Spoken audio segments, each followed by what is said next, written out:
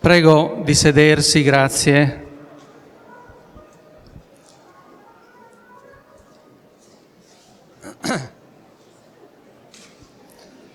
Buongiorno a tutti. Diamo il via a questo convegno internazionale sui Longobardi dal titolo Grimoaldo, dal Ducato Friulano al Regno. Iniziamo con un preludium musicale dal titolo Regnum Langobardorum, a cura dell'Accademia Antonio Ricci di Udine, presieduta da Flavia Brunetto. Le musiche sono di Ramin Djawadi e Trevor Morris. L'elaborazione di Walter Sivilotti. Buon ascolto.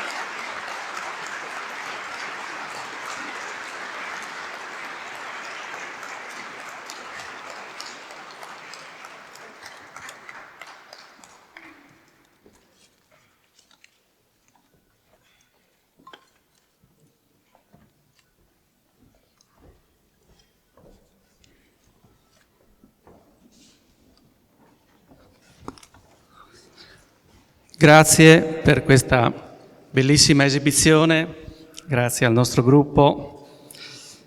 Diamo ora la parola al direttore de Il Tempo di Roma, dottor Tommaso Cerno, che introdurrà i lavori di questo convegno.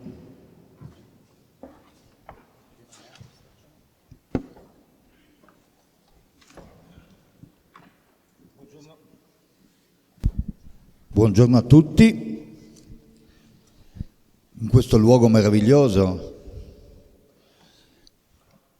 e in questa città meravigliosa, città ducale, come la chiamano, il primo ducato longobardo, di fronte a voi, studiosi, esperti, ricercatori, professori, non vengo certo a raccontarvi chi erano i Longobardi, anzi sono qui per ascoltare da voi questo profondo e bellissimo legame che con fatica nei decenni è diventato un argomento di studio di altissimo livello, che mostra dell'Italia un pezzo di storia che per molti secoli è stata non solo nascosta, ma anche raccontata, diciamo non godeva di buona stampa.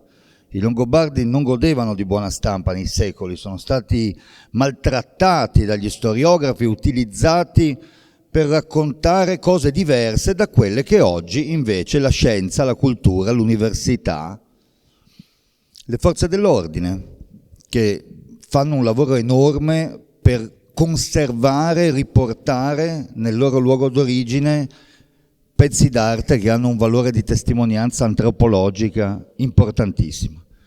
Quello che oggi avviene qui e l'importanza di questo momento qui a Cividale ha legami profondi con i temi di cui parliamo oggi, con la parola stessa Italia, con l'idea che esista nella nostra storia un passaggio culturale importantissimo che ha posto le basi di sapienza e di contaminazione di diversi momenti della storia che oggi sono ancora lì tremolanti a farci capire che siamo, ma non del tutto, un paese capace di essere unito, che siamo un'Europa che ancora si appoggia su basamenti fragili, perché non ci conosciamo fino in fondo, abbiamo paura degli altri e facciamo fatica a costruire dei processi nella modernità dove dovremmo avere tutte le fonti culturali e riferimenti per farlo, quando qualcuno prima di noi, pur godendo di pessima stampa, come gode anche oggi una parte di chi si occupa di questi processi, aveva fatto con naturalezza. Perché i Longobardi e questo meraviglioso luogo e questo nome Grimoaldo, che pochissimi conoscono in Italia probabilmente, ma che dentro ogni italiano un pochino c'è da qualche parte, si tratta di andarlo a trovare, magari verrà un giorno in cui si girerà con le magliette I am Grimoaldo, perché questo è un po' l'idea, e ci racconta la storia di un paese che si è unito in qualche modo molto prima di quando lo festeggiamo noi. E il fatto che il sindaco Attilio Vuga, che è qui in prima fila, a cui va un grande applauso, fu il primo a intuire, fateglielo però questo applauso, fu il primo ad intuire la possibilità che con la stessa fatica con cui i Longobardi hanno nei secoli cominciato a mettere la testa sopra i libri di storia, Cividale, assieme a una serie di luoghi altrettanto meravigliosi dell'Italia, che vanno da nord a sud, che vanno da Brescia a Benevento, potessero fare due rivoluzioni. Per la prima volta dire all'UNESCO che esisteva una testimonianza italiana protostorica di un paese che non era certamente unito quella volta e che attraverso una cultura che aveva toccato luoghi diversi aveva formato un'identità, e questa identità era un patrimonio dell'umanità. E dall'altra parte c'era l'UNESCO che l'ha capito. E quindi adesso tutti fanno come Cividale, tutti fanno come la serie di siti dell'Italia dei Longobardi che hanno avuto per primi la testimonianza universale che non è detto che il patrimonio dell'umanità sia in un luogo, ma può essere anche in un animo che poi la storia in qualche modo consacrerà secoli dopo, così, dimenticandosene. C'è anche Stefano Balloch, che era il sindaco che poi ha ereditato il momento in cui tutto questo è avvenuto. Perché è importante questo momento? Perché è il 25 giugno del 2011, quindi la data dei 150 anni dell'unità d'Italia storica. E questa corrispondenza tra l'unità d'Italia che fecero i Longobardi, partendo da Cividale, dal Ducato, e costruendo con altre parole tutti quei temi fragili che ancora oggi la politica fatica a costruire. L'unità, una sorta di federalismo, questo convegno dal Ducato friulano al Regno. Rimualdo praticamente diventa re e questi ducati sono interconnessi con un sistema di governo fatto di rete, di scambi, dove i luoghi hanno una loro testimonianza, una loro forza. Il duca non è mai un vassallo nella cultura longobarda, quindi esiste una specie, quella che oggi chiamerebbero autonomia differenziata, una roba del genere. E poi c'è Carlo Magno, su cui invece quello godeva sì di buona stampa, sono stati scritti tomi e cancellati altri tomi in nome di Carlo Magno, che sicuramente era Magnus, ma non si è seduto nel vuoto. Il passaggio dall'era antica, dalla romanità, dalla cultura greca all'epoca carolingia cristiana si siede sui Longobardi. E ce lo dice un signore che qua conoscono molto bene, che si chiama Paolo Diacono, a cui hanno dedicato tante cose a Cividale, vorrei vederne dedicate tante in tutta Italia, che per paura che questa buona stampa di Carlo Magno e questa imponente figura che lui aveva riconosciuto come una rivoluzione culturale gigantesca che avrebbe cambiato la storia, potesse nel farlo muoversi con una potenza tale da demolire quel poco che si sapeva di chi aveva seminato pezzi di quel passaggio fondamentale dall'antico al medioevo che sono stati i Longobardi, non andasse disperso, e quindi lascia un'opera fondamentale che è l'Historia Langobardorum, che ci consegna un po' di verità e che oggi rivive dentro il futuro che ha generato, proponendoci, e credo sia questo il tema profondo di questo momento di riflessione, l'idea di aiutare tutti gli italiani, tutte le persone di cultura, tutti quelli che si fanno la domanda da dove veniamo, e sappiamo che veniamo da Roma, siamo in una città fondata da Giulio Cesare, quindi è impossibile non immaginarlo. Sappiamo che veniamo dalla cultura greca, basta essere stati una volta dal medico per sapere che qualunque cosa si abbia deriva da lì. Lo sappiamo, ma siamo passati attraverso un ponte molto sottile tra passato e futuro, a un certo punto della nostra storia, che è stato considerato oscuro, che è stato erroneamente bandito dai grandi momenti della sacralità culturale dell'Occidente e che invece, studiandolo, ci mostra essere l'esatto opposto. E cioè un faro che è stato capace di non disperdere ieri, di costruire un domani, dove cristianità, paganesimo, nord, sud, Scandinavia e Mediterraneo, cioè gli stessi temi che oggi sentite al G7, al Consiglio d'Europa, in tutti gli incontri che ogni giorno fanno, si trovassero un punto di caduta comune. Una contaminazione culturale che questo popolo è stato capace di fare, nel senso che ha cambiato quello che era il luogo dove arrivava, ma è cambiato a sua volta presentandosi nel futuro come una specie di maratoneta che consegnava qualcosa che aveva preso. Non sono tante le testimonianze nella storia italiana che fanno questo tipo di processo culturale unendo anziché dividendo, perché noi abbiamo una storia che poi in quei secoli è una storia di conflitti, è una storia di prevalenze, è una storia di domini.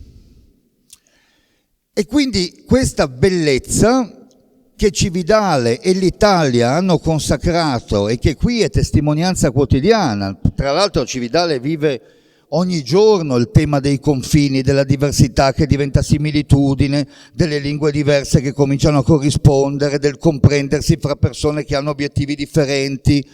Viviamo a 8 chilometri da un confine che oggi è chiuso, domani è aperto, oggi è chiuso, domani è aperto, a seconda di quello che succede, non un chilometro dopo, ma migliaia di chilometri dopo. Abbiamo la percezione esatta di quella che poteva essere la consapevolezza di Grimoaldo di che cosa significava stare insieme ma avere problemi diversi.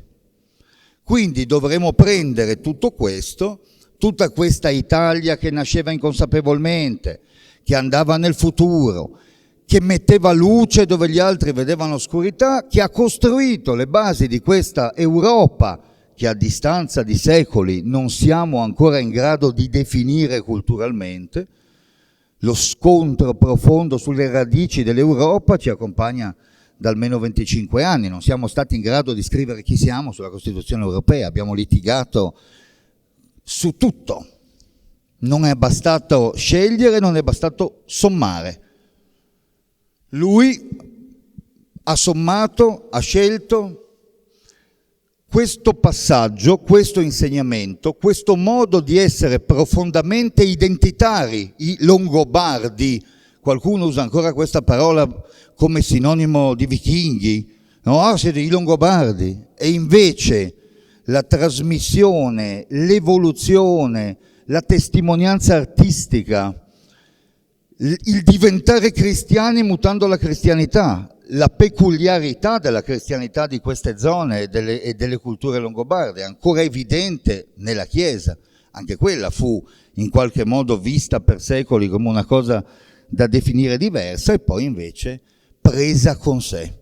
Ecco, io credo che questo sia il motivo per cui è importantissimo che oggi a Cividale si apra questo momento di grande riflessione, che è certamente una riflessione sui Longobardi, che Oldino Cernoia e tutti gli studiosi che assieme alla Fondazione De Claricini hanno reso possibile tutto questo momento, ma è anche e soprattutto una riflessione su di noi, che siamo chiamati a decidere ognuno di noi per un pezzetto chi saremo domani. E come abbiamo visto, le grandi certezze su cui abbiamo costruito la nostra sicumera durano molto poco e forse un po' più di consapevolezza ci può servire per dare una risposta più centrata, migliore, da consegnare a un futuro, sperando di non renderlo più oscuro come avevano accusato i Longobardi di avere fatto.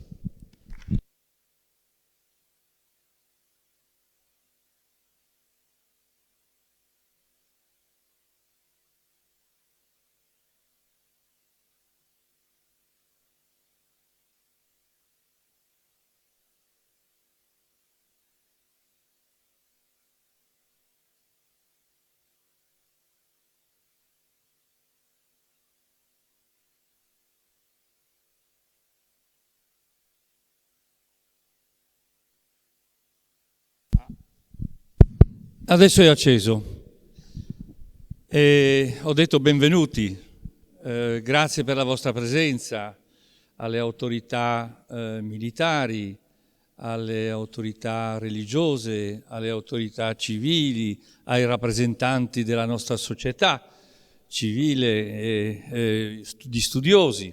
Quindi vedo che in platea ci sono numerosissime persone che ci onorano della loro presenza e che ringrazio tutti quanti. La Fondazione De Claricini Dorpacher si è resa disponibile a promuovere questo convegno. Qualcuno mi ha chiesto, ma perché la Fondazione De Claricini svolge questo compito?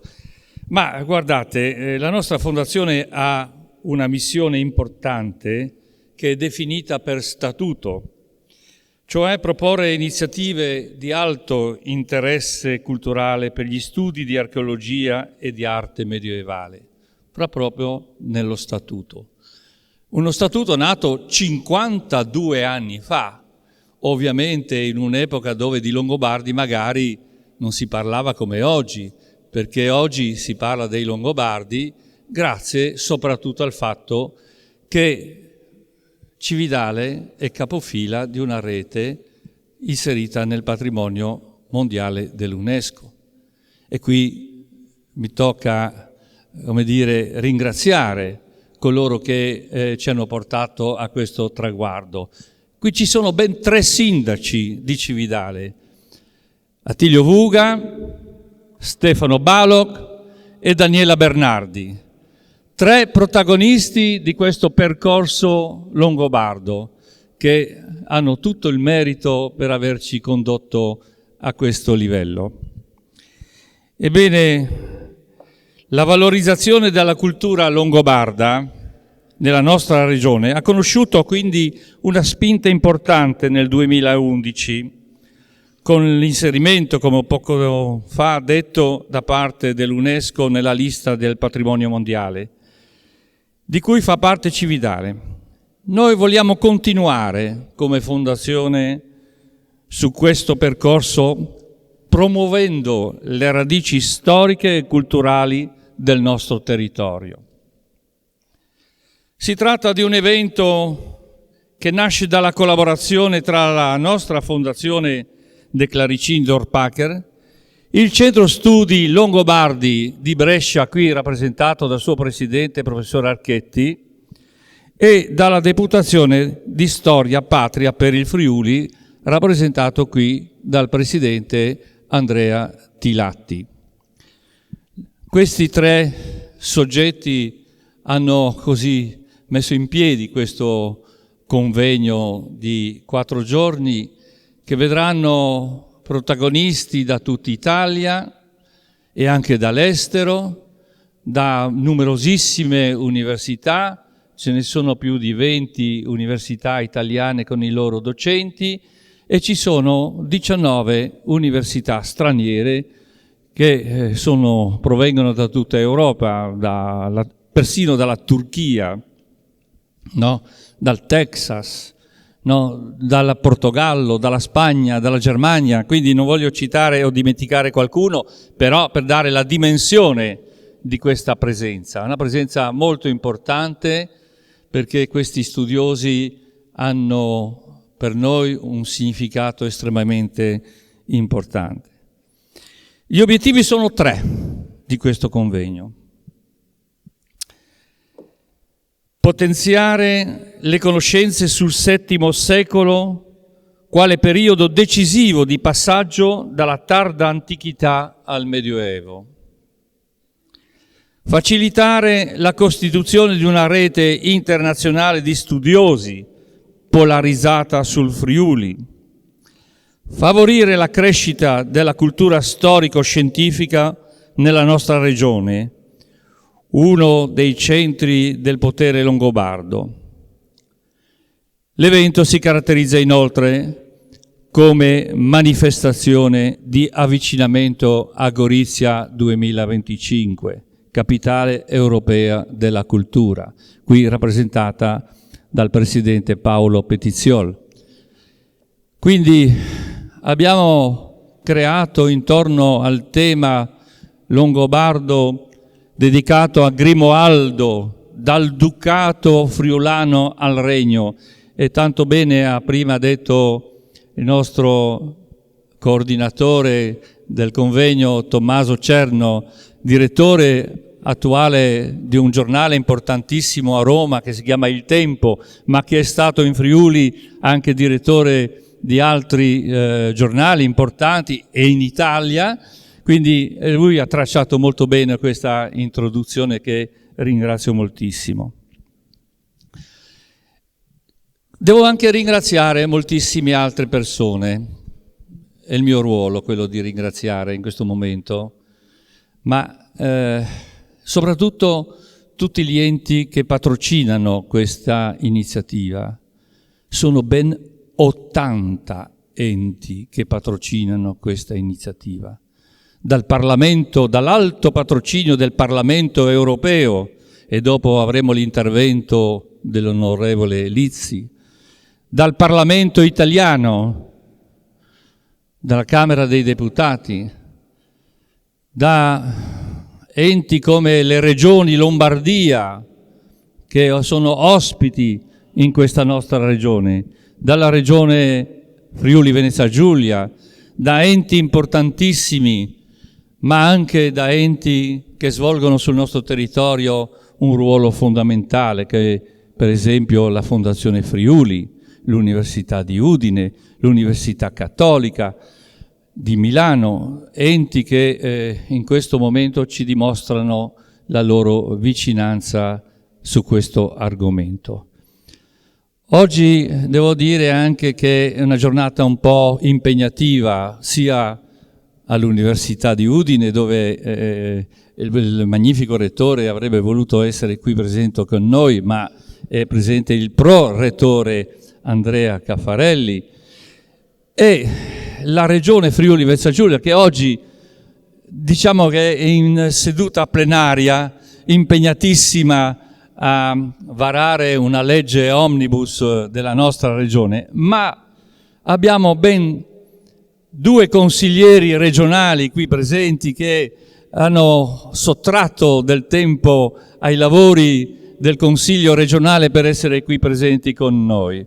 E Stefano Balog, che è stato sindaco di Cividale, e Roberto Novelli, che anche lui è stato vice sindaco di Cividale, parlamentare nostro di Cividale. Quindi abbiamo una presenza, che garantisce, no, quello che noi vorremmo sempre avere, quel supporto non politico soltanto, ma un supporto ideale, culturale, scientifico alle nostre iniziative.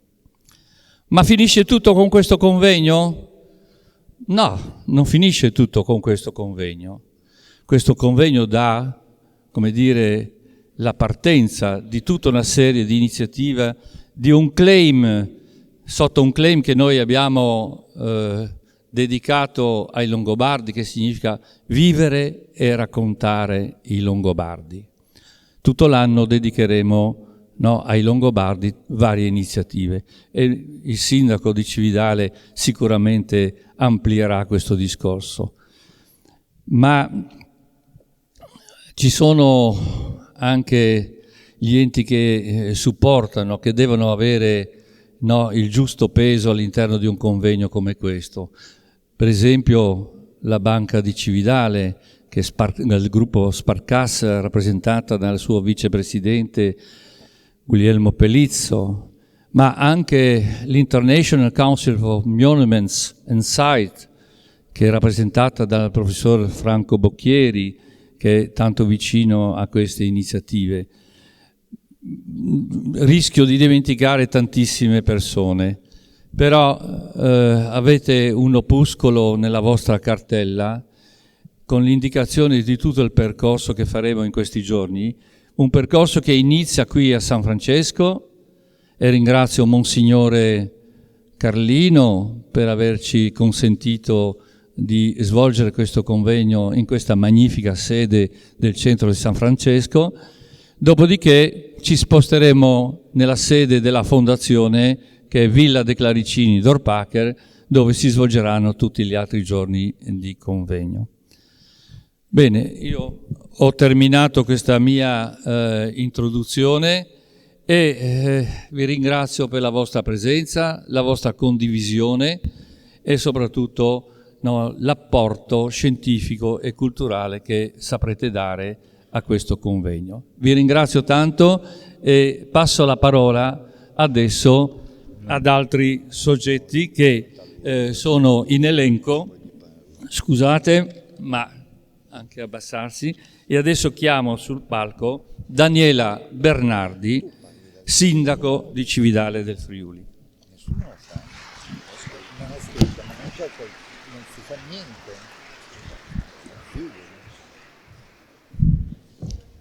Buongiorno a tutti, un saluto da parte della città di Cividale a tutti voi e grazie della vostra presenza a questo convegno internazionale dedicato a Grimoaldo dal Ducato Friulano al Regno. Ma a Cividale dove si respira longobardo, dove tutti noi abbiamo qualcosa di longobardo che ci portiamo dentro, che ci ha conservato nel tempo e che ogni giorno riproponiamo per poter poi proseguire e cedere il passo alle future generazioni per continuare il percorso dei Longobardi. Gli interventi che mi hanno preceduto hanno puntato proprio l'attenzione su questi Longobardi, questi uomini dalla barba lunga così definiti, fecero nel loro percorso dal nord Italia verso il sud Italia per unire e per fare un regno. E da questo sentirsi Longobardi che è partito il progetto del sito seriale dell'amministrazione del comune di Cividale con Attilio Fuga e che ha portato nel 2011 questo riconoscimento di questi siti, di questi luoghi dove i Longobardi hanno attraversato l'Italia e che ha continuato poi nel suo percorso con il sindaco Stefano Balloch. E ora io in qualità di sindaco ho un testimone da portare avanti e da conservare, da trasmettere di grande importanza, perché vedete, le amministrazioni comunali nel prendere questa grande eredità dei Longobardi, nel caso di Cividale, ha un ruolo importantissimo, quello di conservare, di trasmettere e di rendere ciò che ci è stato regalato, si può dire, rendere questo patrimonio nel tempo trasmettibile con le testimonianze strutturali esistenti, ma soprattutto con questo grande messaggio di quella grande capacità che hanno avuto i Longobardi nel momento in cui arrivavano in un luogo di cogliere le peculiarità del territorio e di tradurle in quelle che sono state le opere artistiche, architettoniche che ci hanno trasmesse. E qui a Cividale abbiamo questo grande patrimonio, questa grande bellezza del tempietto longobardo. Tempietto longobardo che rappresenta una delle maggiori testimonianze conservate nel modo migliore in Italia. Il tempietto longobardo che insiste in una struttura nel convento di Santa Maria in Valle, oggetto di continui interventi per la manutenzione e per il consolidamento dello stesso, che quindi qui ringrazio la Regione Friuli Venezia Giulia per l'attenzione che sempre ha avuto nei confronti di questo monumento, di questo manufatto all'interno della città di Cividale, che ricordo in passaggi precedenti un assessore alla cultura disse: Cividale col tempietto longobardo, con le sue testimonianze longobarde, è il gioiello del Friuli Venezia Giulia. Lo disse qui a Cividale in un intervento proprio in sala consigliare. E quindi questo tempietto longobardo è stato oggetto dal 2016 di grandi interventi che si stanno concludendo e che daranno la possibilità proprio nel 2024 di rivedere un tempietto rinnovato. Ma un'occasione importante è stata proprio quella di un importante intervento di manutenzione che da 100 anni non era avvenuto. Quindi dopo 100 anni il tempietto longobardo è stato preso in mano da parte di archeologi, chimici, geologi, studiosi e restauratori per dare luce e per poter dare la possibilità a tutti noi di vedere ciò che nel tempo il Longobardi fece. E c'è stato un lavoro certosino attento. Sono stati spostati questi stalli, questi arredi, portati nella chiesa di San Giovanni, e con un lavoro attento della soprintendenza è stato recuperato questo corpo d'arredo, questo coro ligneo, che nel 2024 a breve verrà rimesso presso il tempietto longobardo. E questo lavoro della soprintendenza ha evidenziato questi colori, queste bellezze del coro ligneo che si erano un po' oscurate con i lavori magari di pulizia, la ceratura fatta dalle suore orsoline, e è stato fatto un lavoro di recupero visibile a tutti, un interfacciarsi tra i visitatori del complesso di Santa Maria in Valle con gli operatori della soprintendenza, raccontando tutta la storia del percorso. Questo ha consentito, liberando il tempietto longobardo, di intervenire sugli stucchi e sugli affreschi del tempietto. Questi stucchi che, lavorando con delle tecniche attuali, perché vedete, attualizziamo anche il percorso dei Longobardi attraverso delle tecniche che hanno consentito di rivedere questi stucchi in una maniera meravigliosa, rivedere quelle che erano le policromie del tempo, queste teorie delle vergini, queste statue meravigliose che quando ti guardano cercano di entrare dentro di te e tu cerchi di entrare dentro di loro, con lo sguardo, gli occhi, l'attenzione, e questi colori marmorei che sono venuti in evidenza, che fanno vedere quanta bellezza e quanta capacità un popolo ha avuto. E questi tralci, questa attenzione, dicevo prima, dei Longobardi al territorio, ricordare il territorio attraverso i grappoli d'uva, attraverso questo che è il territorio, anche questo riportato alla luce, e gli affreschi che hanno delineato dei movimenti, dei passaggi che, legate proprio al mondo della cristianità, hanno evidenziati con piccoli gesti, un dito, una mano, uno sguardo, quello che era il pensiero longobardo. E quindi dare una luce incredibile. In questi giorni le potrete vedere il percorso del coro ligneo, percorso fatto all'interno del tempietto, e la luce, la luminosità che i restauratori sono riusciti a mettere in luce e a consegnarci tale bellezza. L'hanno caratterizzato appunto poi, dopo un lavoro fatto sempre dalla soprintendenza, un lavoro di rilevazione in 4D per poter appunto evidenziare il percorso in cui sono stati tolti gli stalli, recuperati e poi appunto verranno rimessi, anche lì con grande attenzione. Sono tutti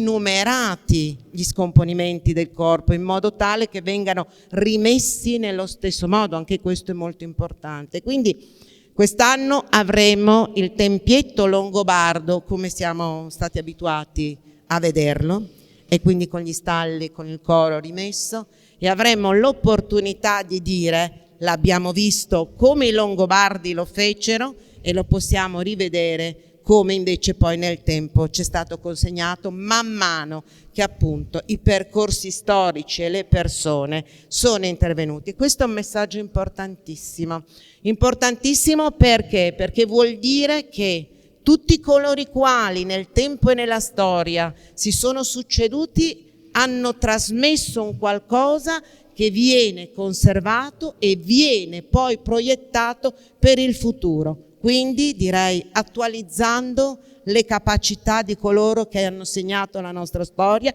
e allo stesso modo noi proiettandoli nel futuro. Quindi questi 4 giorni io devo ringraziare la Fondazione De Claricini che ci dà la possibilità di raccontare e vivere longobardo, di poter dedicare l'anno 2024 al mondo longobardo con tantissime iniziative che coinvolgeranno le scuole, che coinvolgeranno la città, che coinvolgeranno tutti coloro i quali arriveranno a Cividale e respireranno, come lo stiamo facendo noi oggi e lo faremo nei 4 giorni, aria longobarda, perché come ho detto tutti quanti abbiamo questo all'interno, questo essere longobardi, essere un grande popolo e speriamo e confidiamo di avere nel nostro interno tutte le capacità che loro hanno avuto di trasmettere, di conservare, di creare e lanciarci questo messaggio di unità, questo messaggio di vedere in un sistema, in una rete, la possibilità di crescere e di poter andare avanti tenendo presente che la storia è necessaria per un percorso nel nostro futuro. Quindi io ringrazio veramente di nuovo il Presidente della Fondazione De Claricini per questo importante convegno che è riuscito a organizzare. Ringrazio anche tutto il CDA della Fondazione che ha sostenuto questo progetto. Io mi onoro di essere vicepresidente della Fondazione e quindi questo veramente mi onora nel dire: a Cividale si respira longobardo, a Cividale si parla, ma noi abbiamo questo sentimento longobardo che ci accompagna. Poi ci trasferiremo a Moimacco, dove appunto è la sede della Fondazione, dove continueremo questo percorso, ma domenica a Cividale potrete veramente vedere quello che io vi ho raccontato del tempietto, non dimenticando che i longobardi comunque a Cividale abbiamo il Museo Archeologico Nazionale e abbiamo il Museo Cristiano che insieme al tempietto longobardo hanno contribuito a far sì che questo patrimonio venisse messo a disposizione dell'umanità e del mondo intero. Quindi io vi auguro di trascorrere 4 giorni a Cividale più agevolmente e vi auguro di partecipare a questo convegno con attenzione che senz'altro per tutti sarà un grande accrescimento culturale. Grazie e buona giornata.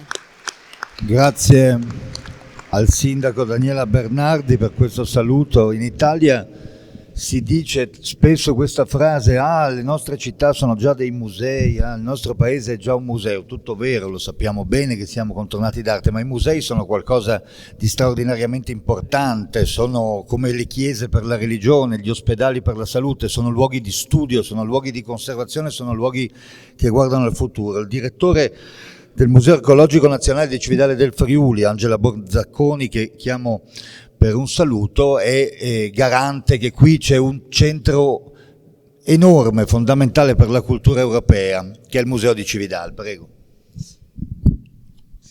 Ecco, allora 2 parole per salutarvi e portarvi i saluti della dirigente, dottoressa Andreina Contessa, Direzione Regionale Musei del Friuli Venezia Giulia, un organo del Ministero della Cultura, e i miei saluti personali da parte del Museo Archeologico Nazionale di Cividale, una realtà che in effetti è parte integrante di questa città. Io direi che è intimamente, biologicamente connessa con questa città, perché ne esprime delle realtà particolari assieme ad altre realtà monumentali e storico-artistiche. È stato citato il Tempietto Longobardo, il Monastero di Santa Maria in Valle, il Museo Cristiano.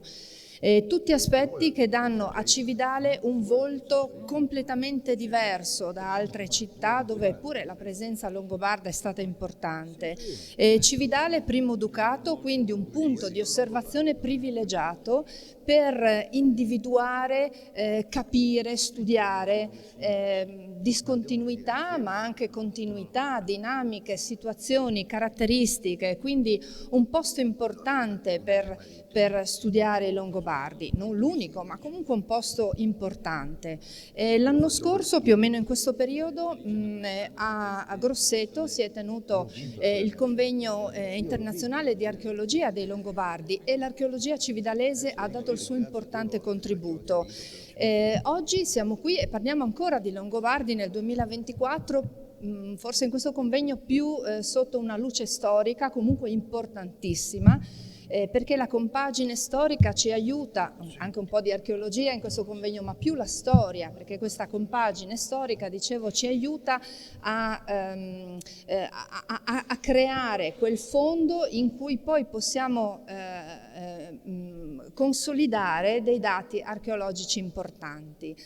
Quindi la storia e l'archeologia, due aspetti che si uniscono e che creano quel dato importante che noi abbiamo il dovere di aggiornare continuamente. Per cui quello che dico ai ragazzi che arrivano in museo è: studiate la storia, perché la storia è importante anche a capire quello che stiamo vivendo oggi. La presentazione di Tommaso Cerno è stata bellissima ed è il modo in cui oggi divulghiamo i Longobardi. Facciamo ricerca come Museo Archeologico Nazionale, ma anche cerchiamo di curare una divulgazione che sia di qualità, perché studiare la storia ci aiuta ad analizzare il presente. I Longobardi sono un popolo d'Europa e noi ci troviamo proprio davanti ad un'Europa che dobbiamo vivere. Quindi grazie per questa opportunità di riflessione.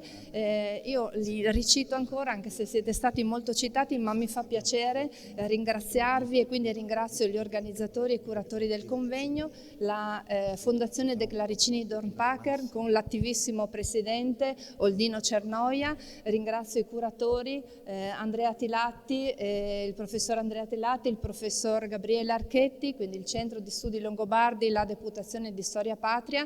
Grazie per regalarci questa opportunità e a tutti voi buon convegno. Grazie Angela Borzacconi, direttore del Museo Archeologico Nazionale di Cividale, e adesso chiamo sul palco Marcello Rotili, che è il presidente della Società Nazionale di Scienze e Lettere d'Arte in Napoli, dell'Accademia di Archeologia, Lettere e Belle Arti.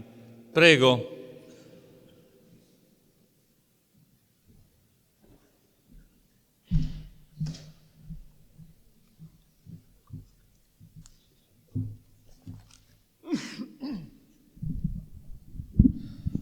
Buongiorno a tutti, grazie dell'invito.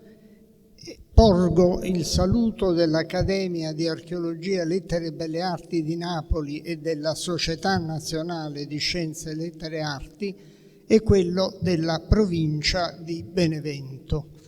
L'Accademia di Archeologia, Lettere e Belle Arti, che è una delle 4 accademie di cui si compone la Società Nazionale di Scienze, Lettere e Arti di Napoli, fondata nel 1806 dal re Giuseppe Napoleone Bonaparte, giunta quindi al 217° anno di vita e di attività, nel novembre del 2023, su proposta da me formulata, ha aderito all'unanimità all'iniziativa del Centro Studi Longobardi presieduto da Gabriele Archetti, che è anche socio nazionale non residente dell'Accademia, concedendo il patrocinio al convegno su Grimoaldo che ha inizio stamattina. Friulano, figlio del duca Gisulfo II, fuggito a Benevento, eletto quindi duca dell'ampio ducato meridionale, allora esteso a buona parte del mezzogiorno continentale, Grimoaldo fu l'unico duca di Benevento che sia riuscito a diventare re dei Longobardi. Fu una figura di assoluto rilievo, al quale il Centro Studi Longobardi e la Fondazione De Claricini Dornpacher dedicano questo importante convegno che fa seguito a quelli organizzati dal Centro Studi Longobardi su desiderio Teodolinda Liutprando. Si è trattato di iniziative coordinate con i 2 convegni tenuti a Benevento su Arechi II e sulla transizione dal Ducato al Principato, una transizione molto difficile, condizionata dalla politica dei Franchi. Ricordo inoltre l'incontro promosso nel 2019 dal Centro Studi Longobardi e dall'Università di Catania, i cui atti tra l'altro sono stati da poco pubblicati. Anche per i legami fra Grimoaldo e il Mezzogiorno longobardo, che dopo Grimoaldo fu governato dal figlio Romualdo, la presidenza della provincia di Benevento e il Museo del Sannio, di cui ho assunto la responsabilità dopo il mio pensionamento all'università, hanno aderito all'iniziativa del Centro Studi Longobardi. Porgo dunque il saluto del presidente della provincia, dottor Nino Lombardi. È molto significativo che questo convegno si svolga nel centro del Ducato del Friuli, regione che nel 1990 dedicò ai Longobardi la mostra che a mio avviso è stata la più completa fra quelle tenute e dedicate ai Longobardi negli ultimi decenni. È stata davvero la più completa. Io all'epoca feci parte del comitato scientifico presieduto da un grande studioso, professore nell'Università di Padova, ma friulano, che molti di voi avranno conosciuto, il professor Carlo Guido Mor, e fu composto il comitato scientifico da studiosi di grande prestigio internazionale, tedeschi, ungheresi, italiani.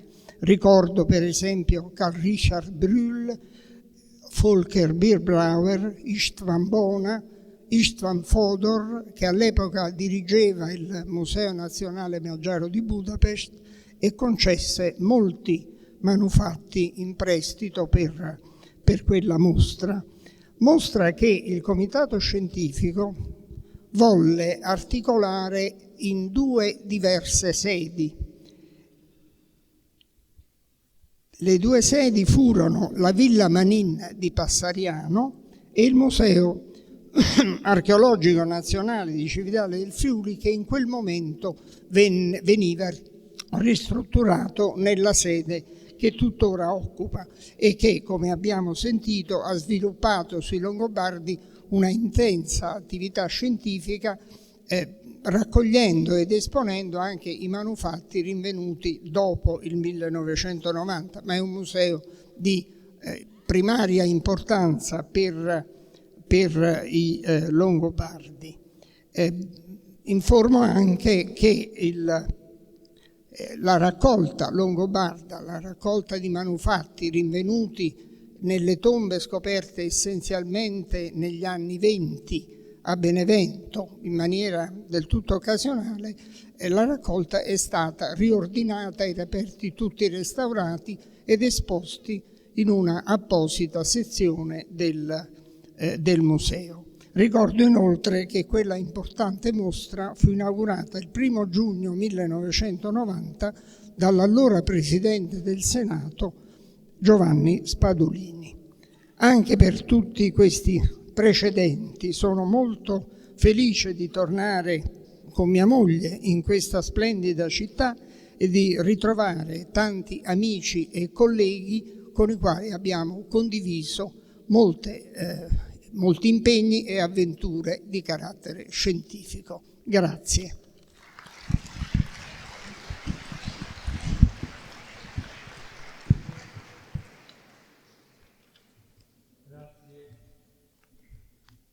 Al professor Marcello Rotili. Adesso chiamo Massimiliano Bassetti, direttore del CISAM. Prego. Un altro organismo molto importante a livello nazionale e internazionale. Buongiorno a tutti. E dunque, più che un semplice indirizzo di saluto, sono qui oggi a manifestare i sensi di un rammarico e di una soddisfazione. Il rammarico naturalmente è quello di Enrico Menestò, il presidente della Fondazione Centro Italiano di Studi sull'Alto Medioevo di Spoleto, il CISAM appunto, che per sopraggiunti e non differibili impegni istituzionali non ha potuto raggiungere oggi Cividale, malgrado lo avesse da tempo pianificato. La soddisfazione invece è tutta la mia, perché ho potuto dribblare almeno in parte quei medesimi impegni istituzionali e raggiungere i molti amici, amiche, amici, colleghe e colleghi che in questi giorni animeranno il 4º convegno internazionale del Centro Italiano di Studi Longobardi e della Fondazione De Claricini su Grimoaldo. Dunque questo rammarico e questa soddisfazione hanno una specifica ragione d'essere. Il Friuli ha infatti nella ultrasettantennale storia del CISAM, che è la più antica istituzione, se facciamo eccezione per l'ISIME, ad occuparsi del Medioevo in maniera specifica, ha un ruolo speciale, dicevo, il Friuli nella storia del CISAM, una funzione che vorrei dire quasi inaugurale. Le origini del centro spoletino, forse giova ricordarlo, stanno in un incontro fondativo del 1951, il primo congresso internazionale di studi longobardi, promosso allora dall'Accademia Spoletina e dalla Deputazione di Storia Patria per l'Umbria. Ecco, quell'occasione aveva fatto convergere a Spoleto, altra capitale longobarda, appena dopo 6 anni dalla fine del secondo conflitto mondiale, il meglio della storiografia medievistica europea. L'interesse suscitato in quell'occasione, congiunto al desiderio di ritrovarsi e riallacciare i fili della comunicazione e dell'amicizia troncati dalla guerra, avevano dunque reso manifeste l'urgenza e l'utilità di quel ritrovarsi, del ritrovarsi degli storici europei e non solo, su argomenti che in modo particolare scavassero la storia comune del Medioevo, la storia europea del Medioevo. Il 30 settembre del 1951, dunque, al termine di quel primo congresso di studi longobardi, fu così approvato dai convegnisti un ordine del giorno firmato da Enrico Besta, nel quale si auspicava l'istituzione in Spoleto di un centro di studi sull'Alto Medioevo.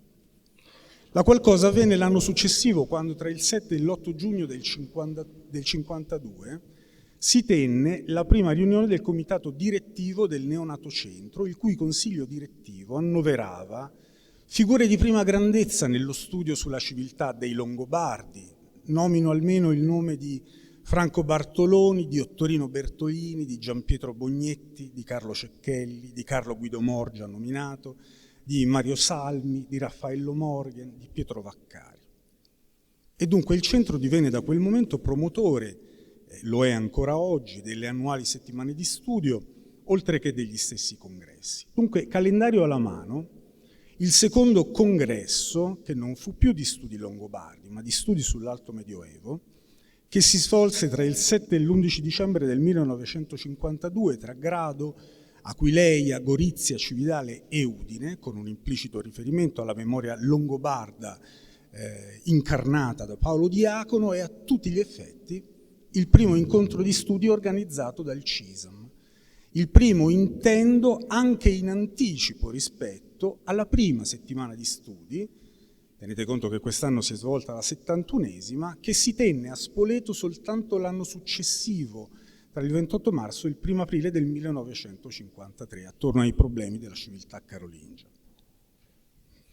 Si tornò in Friuli con il 14° congresso internazionale di studi sull'Alto Medioevo, che si svolse proprio tra Cividale e Moimacco tra il 24 e il 29 settembre del 99. Vi si presentarono 37 relazioni sul tema Paolo Diacono, il Friuli Alto Medievale. Fu stavolta per il centro spoletino non un inizio ma una ripartenza, perché in quel momento ci si stava privatizzando, si stava diventando fondazione, così aggiungendo il CISAM alla propria missione scientifica una sfida imprenditoriale che oggi possiamo dire vinta. Il CISAM è da allora diventato anche una delle maggiori case editrici europee specializzate sul Medioevo e pubblica anche le iniziative del Centro Studi Longobardi. Oggi dunque per l'istituzione che rappresento è un vero ritorno a casa.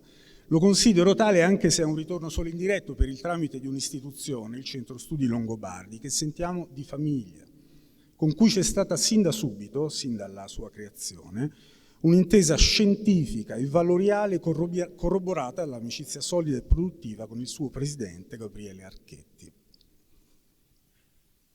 Del comune tessuto di questa relazione istituzionale e anche personale si colgono i segni anche nel programma di questi prossimi giorni, di questo convegno che oggi si inaugura. Vi è promosso un approccio laico alla storia, non condizionato da appartenenze a scuole, dottrine, fedi, ideologie diverse. Dico alla storia, ma dobbiamo dire, meglio ancora, alla storia europea dell'Alto Medioevo, la storia dei Longobardi, generata da una crisi di tradizioni, con le loro conseguenti metamorfosi, segnata dall'incontro di culture remote e distanti, attraversata da migrazioni, assestamenti sempre instabili. È questo del resto il campo di tensione ideale in cui temprare e affilare gli strumenti e i metodi oggi quanto mai necessari per l'esame critico del reale, di ogni reale, anche del nostro, intendo. Della riuscita di questo convegno non c'è modo di dubitare, come non c'è modo di dubitare che gli atti che se ne trarranno diventeranno un caso di più di quella dichiarazione di libertà di ricerca e di apertura al confronto in cui risiede l'esempio prezioso che il Centro di Studi Longobardi, degnissimo erede in questo di una rigogliosa tradizione, continua a dare. E io vi ringrazio e vi auguro buon lavoro.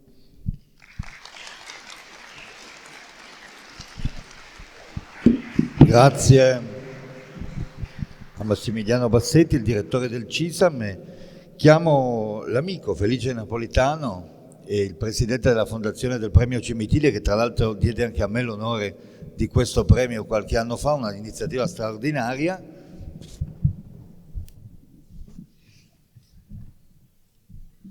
Che ci porterà il suo saluto.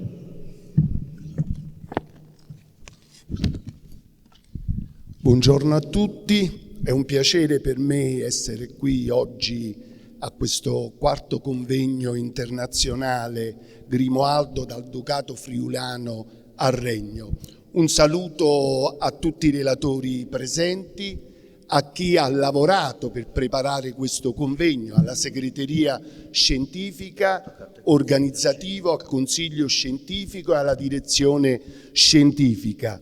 Un grazie in particolare va agli organizzatori, promotori, il Centro Studi Longobardi con il professor Gabriele Archetti, la Fondazione dei Claricini con il dottor Roldino Cernoia e la Deputazione di Storia Patria del Friuli con il dottor Andrea Tilatti.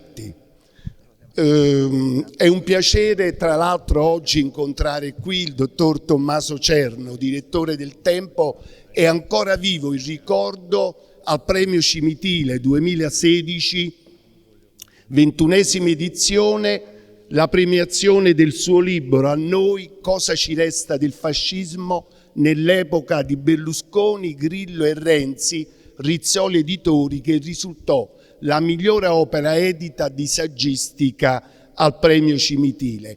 Ma voglio salutare anche altri due premiati, in particolar modo nel 2020 esattamente, che fa parte, è la responsabile della segreteria scientifica, la professoressa Francesca Stroppa, che con il libro La Basilica di San Salvatore di Brescia, dal monastero al museo, Centro Studi Longobardi, vinse la sezione della migliore opera edita di archeologia e cultura artistica in età paleocristiana ed alto medievale. Così come saluto anche la professoressa Silvana Rapuano, che con il libro Archeologia e storia di un monastero, Sant'Ilaria a Portaurea di Benevento, vinse la 28esima edizione del premio. Ma stamattina, ecco, il sindaco di Civitale del Friuli, Cimitile a 900 chilometri da Civitale, ma qui a Civitale ho incontrato due cari amici.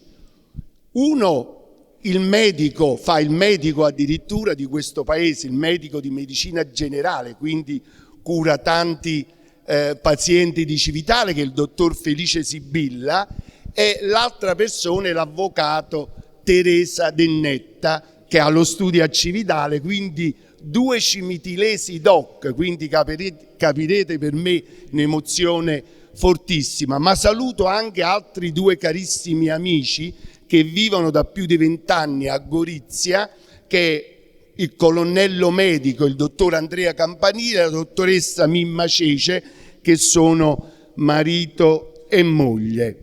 C'è da dire che tra la Fondazione Premio Cimitile e il Centro Studi Longobardi, presieduto dal professor Gabriele Archetti, c'è una collaborazione ormai ultradecennale per l'organizzazione del convegno internazionale di studi che si tiene a Cimitile nelle basiliche paleocristiane, uno degli esempi più affascinanti di arte paleocristiana in Italia, che ha rappresentato nei secoli la culla del cristianesimo del meridione. Ebbene, questi convegni partirono nel 2008 in collaborazione con 2 università, oggi l'Università della Campania Luigi Vanvitelli e l'Università del Molise. Saluto che sono in sala presenti sia il professor Marcello Rotili, che è intervenuto prima, che il professor Carlo Ebanista. Ebbene, questo gruppo, questa collaborazione fu consolidata nel 2010 con un protocollo d'intesa tra i due atenei, la Fondazione e il Comune di Cimitile, proprio per la valorizzazione, fruizione e conoscenza di Cimitile, dell'area Nolano e del santuario martiriale, in particolar modo di San Felice, a livello nazionale ed internazionale.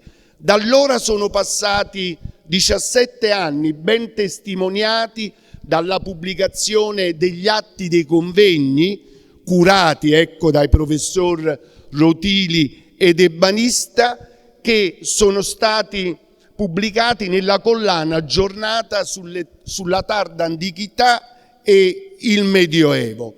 E proprio la settimana scorsa, il 18 aprile, nelle Basiliche di Cimitile e il 19 presso la sede dell'Università della Campania Luigi Vanvitelli, si è tenuto il convegno internazionale che ha avuto per tema praticamente la storia delle catastrofi naturali con un approccio interdisciplinare. È praticamente un convegno che ha inteso promuovere le conoscenze degli effetti delle catastrofi naturali, quali terremoti, eruzioni, alluvioni, bradisismo, sugli insediamenti e sui monumenti fra tarda antichità e medioevo.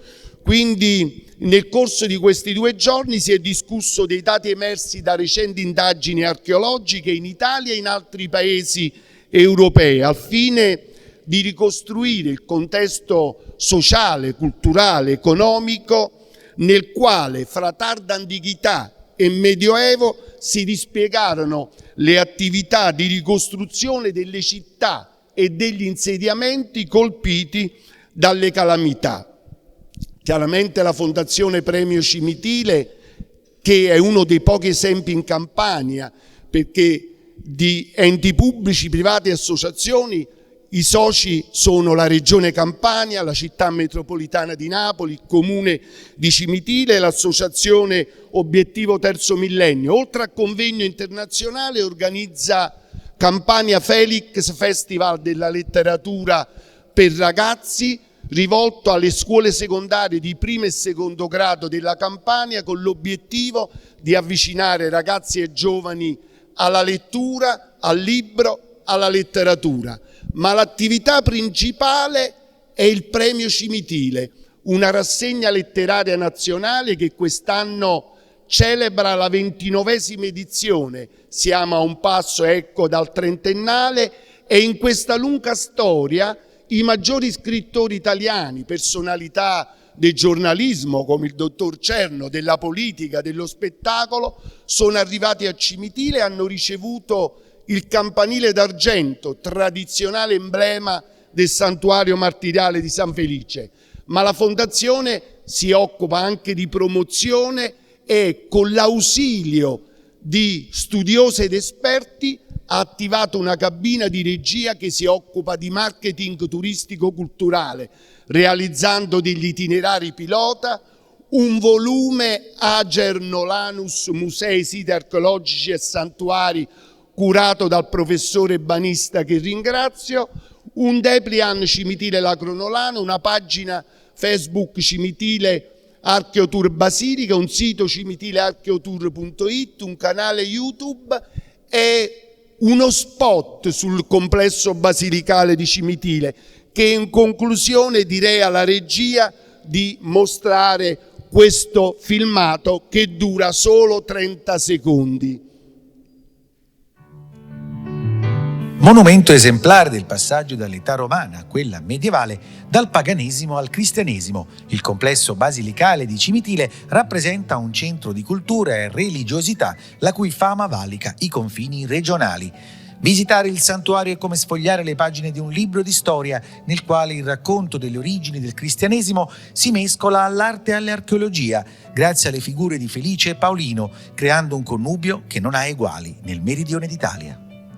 Eccoci qua, quindi cimitilearcheotour.it. Io vi ringrazio ancora tutti quanti voi e auguro a tutti quanti voi, special modo ai relatori, un buon lavoro.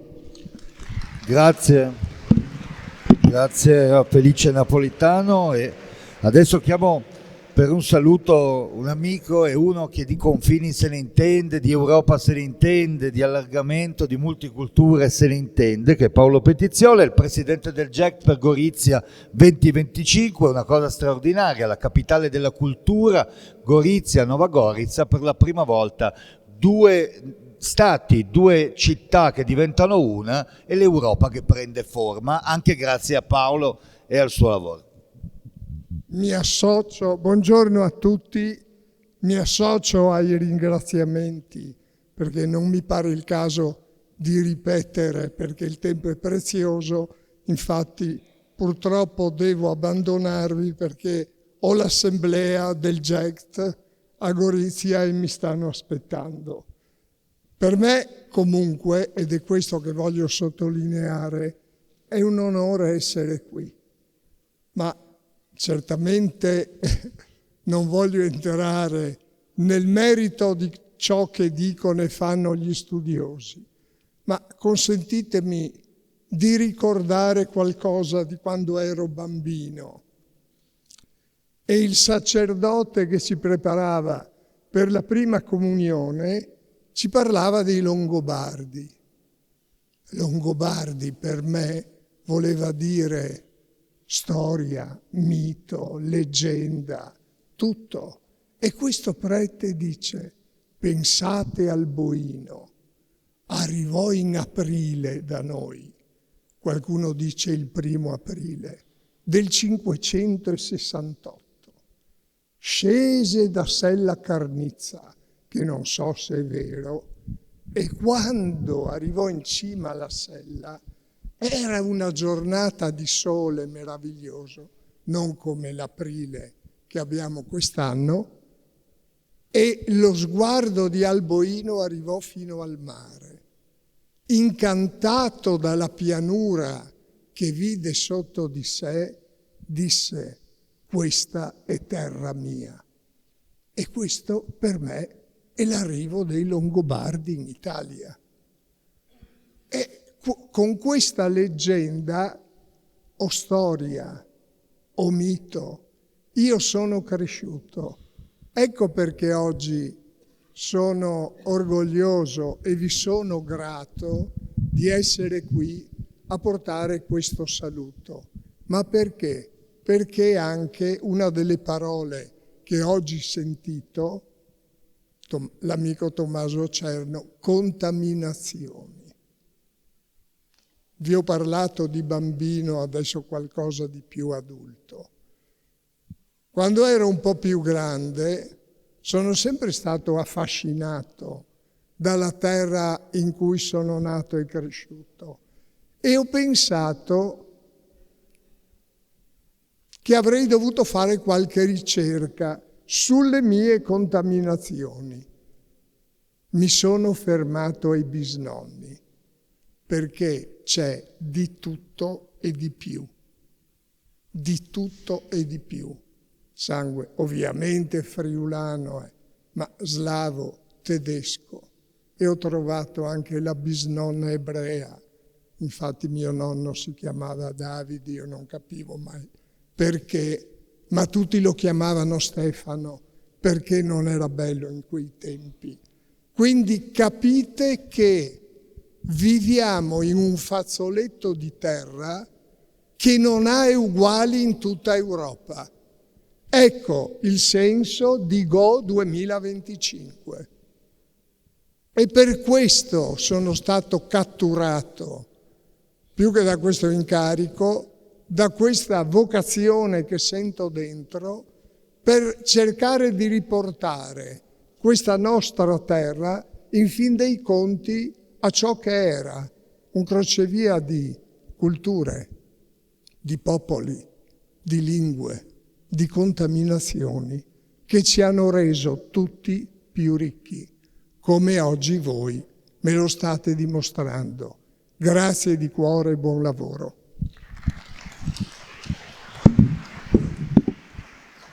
Ringrazio Paolo Petiziol per il suo intervento e auguro a Gorizia 2025 di avere quel successo che tanto desidera, ma che è tanto per noi tutti importante. Grazie Presidente, però devo dire anche che in sala, oltre a Petiziol, che è ovviamente Presidente di Gorizia 2025, c'è anche il rappresentante, il vice sindaco del comune di Nova Gorica, che ovviamente Nova Gorica e Gorizia assieme hanno questo incarico della capitale europea della cultura. Quindi ringrazio anche la parte di Nova Gorica presente qui con noi.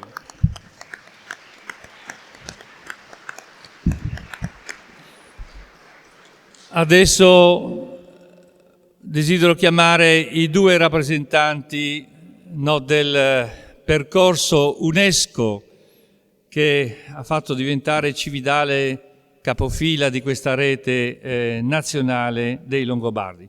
Il primo è già sindaco Attilio Vuga, poi passeremo a Stefano Balog in successione. A te la parola, Attilio.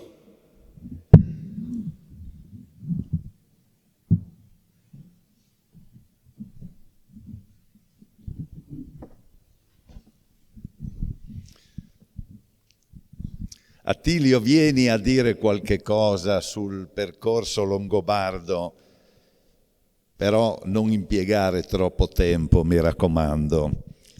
E così mi ha detto Oldino Cernoia, presidente della Fondazione dei Claricini Dorpacher, e io volentieri ho accettato. Cercherò di non ripetere ciò che è stato detto e di limitarmi a quello che mi è stato assegnato. Qualche parola sul percorso. Il percorso della candidatura longobarda coincide per me con i 10 anni di impegno da sindaco, dal 2000 al 2010, tutti, proprio tutti. E inizia con l'anno 2000, con la volontà di acquistare da parte dell'amministrazione comunale, c'eravamo tutti, un complesso del valore storico monumentale straordinario che è il monastero di Santa Maria in Valle. Era di proprietà delle madri Orsoline, ritirate in quel di Gorizia l'anno precedente, ed era vuoto. Bisognava tentare il colpaccio. Del monastero cosiddetto maggiore faceva parte l'oratorio di Santa Maria in Valle, questo gioiello ricordato dell'alto medioevo occidentale, che era l'unica cosa di proprietà dell'amministrazione comunale. E quindi lì parte il percorso affinché questo bene di straordinario valore diventasse bene pubblico dopo tutti i passaggi.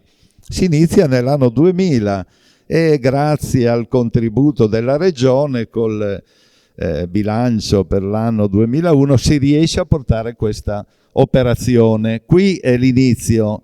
La conclusione è il gennaio del 2010, quando per paura che il dossier nella pancia dell'aereo in qualche modo sparisse, perché l'esperienza di 3 anni prima era stata un po' traumatica, mi sono preso un vagone letto e con il dossier in mano e mio figlio che ha detto accompagnami, sono andato a Parigi a consegnare il dossier per la candidatura e poi il riconoscimento, questo ne parlerà Stefano perché io ho concluso il mio percorso.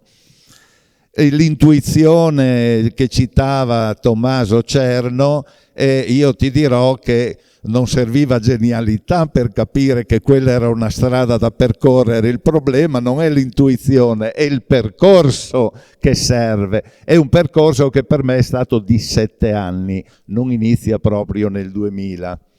Devo dirvi che avevo in mente 2 grandi eventi. Sul primo non dico altro perché è già stato citato, i Longobardi 1990.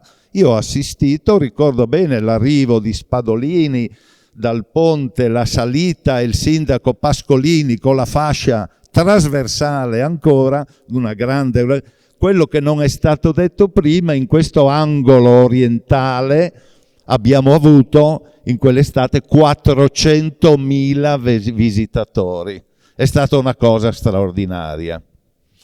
E poi aggiungo, perché non l'ho sentito, una cosa sempre del 2000, quindi l'anno in cui ho iniziato, questo altro importante convegno, credo, fatto a Brescia, dal titolo emblematico. Ho avuto modo di parlare con uno degli organizzatori, il futuro dei Longobardi, e grosso modo uno degli organizzatori diceva: e con questo convegno noi giustifichiamo la memoria che avevamo dimenticato su questo popolo che ha fatto grande Brescia. 2 cose importanti. Breve, mi hai detto, e quindi stringo.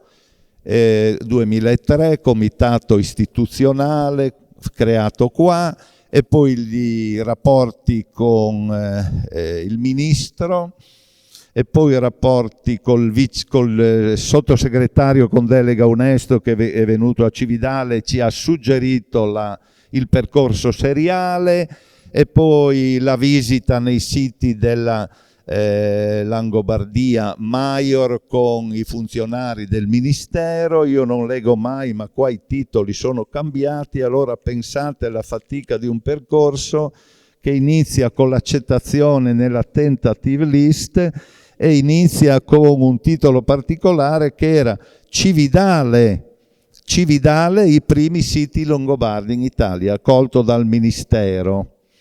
E poi l'invito a predisporre la candidatura, e poi l'accelerazione per presentarla nel 2008, e si presenta nel 2008 con quella preoccupazione sulla consegna dei documenti, ancora con diciamo così un titolo diverso. Dicevo prima del ministro era Urbani, e il primo titolo Cividale, le prime sedi di potere longobardo in Italia. Poi l'integrazione avviene grazie a una sollecitazione di un ministro del Beneventano che ci blocca tutto e dice: qui bisogna inserire anche la Langobardia Maior. Si fa così e il titolo viene cambiato in Italia Langobardorum, centri di potere di culto.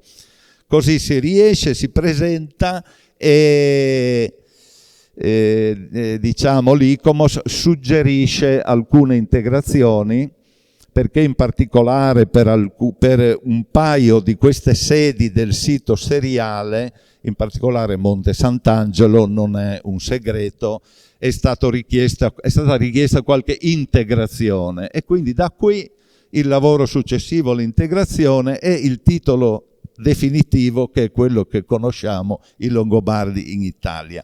Io mi fermo qui, ma come Cerno dice, Attilio Vuga è stato leader. Certo, è vero, ma noi non facciamo altro che portare avanti un percorso questa staffetta che ci viene anche da lontano. Non posso concludere questo breve saluto ricordando che siamo debitori di grandi studiosi che nell'immediato dopoguerra, prima di quel 1951, qui nell'estate del 1947, dalla Scandinavia, dalla Norvegia, si sono calati a Cividale ed erano dei giganti, Lorange e Digve, con due giovani studiosi, uno di questi con i calzoni corti si chiamava Hjalmar Torp, e sono a loro Cividale ha un debito grande di riconoscenza per il grande continuo lavoro che hanno fatto di studi sul tempietto longobardo. Siamo debitori e vanno ricordati, in particolare dopo la scomparsa di Digve e del professor Lorange, è stato Hjalmar Torp che ha frequentato Cividale lungamente, lui lo diceva, numerosi e talvolta molto lunghi i miei soggiorni a Cividale, tra i più felici e fecondi periodi vissuti. Gli abbiamo conferito la cittadinanza onoraria e nato nell'aprile del 1924, ho avuto modo di incontrarlo più volte, ma di fargli gli auguri per i suoi 99 anni tramite la sua compagna Bente, e purtroppo ci ha lasciato pochi mesi dopo, a questa importante età, e a questi studiosi e a quest'uomo in particolare io devo un riconoscimento, perché nella vita raramente si riconosce il merito di chi ha fatto qualcosa. Io sono abituato a farlo e in questo caso l'ho fatto. Grazie. Stefano. Adesso Stefano Balogh è il sindaco successore di Attilio Vuga. Attilio Vuga è stato sindaco per 10 anni e anche Stefano Balogh per 10 anni. Quindi sono sindaci di lunga durata e hanno concluso il loro mandato. La tensione emotiva del racconto di Attilio in questi momenti coglie chi ha dedicato 20 anni della propria esperienza amministrativa alla città di Cividale e al percorso dei Longobardi in Italia, guidando l'associazione Italia Langobardorum, che è quell'organismo che l'UNESCO ha incaricato della responsabilità di seguire appunto i progetti di conservazione, sviluppo e promozione del sito seriale dei Longobardi in Italia, si vive proprio in giornate come questa. Io ho avuto l'occasione in questi 20 anni di amministrazione e 10 anni da sindaco di vivere dei momenti estremamente significativi per la città di Cividale e per la storia dei Longobardi che oggi conosciamo, grazie ad iniziative come questa.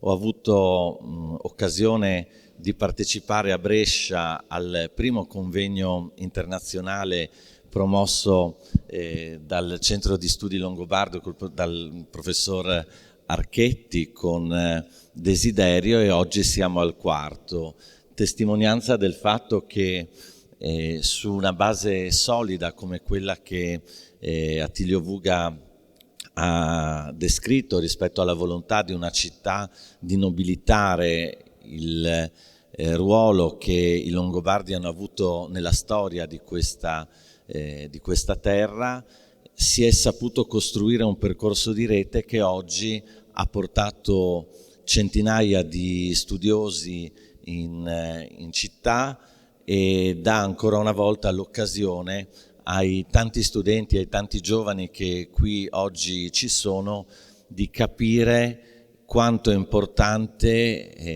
saranno questi giorni di studio per comprendere non solo il passato, ma, come già più volte è stato detto, quello che ci aspetta in questa Europa che si sta costruendo. L'emozione che a Parigi abbiamo vissuto con un'Italia unita, perché il percorso di riconoscimento partiva da Cividale ma arrivava a Brescia, Castelseprio, scendeva a Spoleto, Campello sul Clituno fino a Benevento e Monte Sant'Angelo, ha fatto sì che da quel momento in poi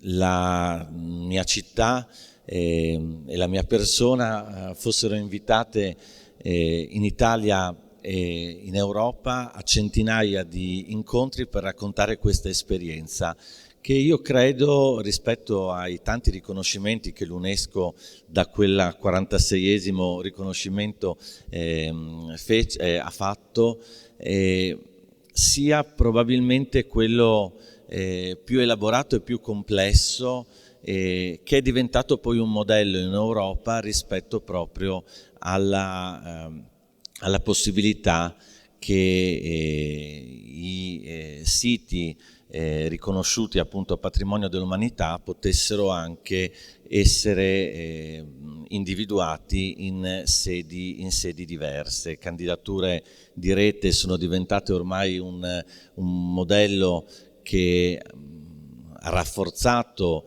intelligenze e la possibilità appunto che gli studiosi potessero mettere a disposizione i loro strumenti di conoscenza per valorizzare la storia, e io credo che la città di Cividale da questo punto di vista ha avuto un'ulteriore occasione, e cioè quella di trasferire proprio una consapevolezza nei propri cittadini di quella che era una risorsa magari conosciuta agli studiosi, ma che appunto la città non aveva ancora colto nelle sue essenze più semplici, e da lì invece hanno iniziato poi tutti, dalle scuole all'ambito economico, agli esercenti, ai commercianti, agli artigiani, a vedere come appunto il longobardo, qualche cosa di longobardo potesse offrire qualche cosa al futuro e non solo al passato. E di qui quindi, quando passeggerete per la città di Cividale, troverete la bottega longobarda, il caffè longobardo, la taverna longobarda, l'olio di Ratchis, e quindi degli elementi che al di là dei libri di scuola fanno vivere appunto i longobardi nell'ambito appunto del tessuto cittadino. Dunque grazie a Oldino Cernoia per essersi fatto carico di questa importante ospitalità di questi giorni. Con lui ovviamente ringraziamenti ad Andrea Tilati del centro della Deputazione di Storia Patria, e a Gabriele Archetti per quanto in questi anni ha saputo costruire e fare per i longobardi in Italia. Grazie.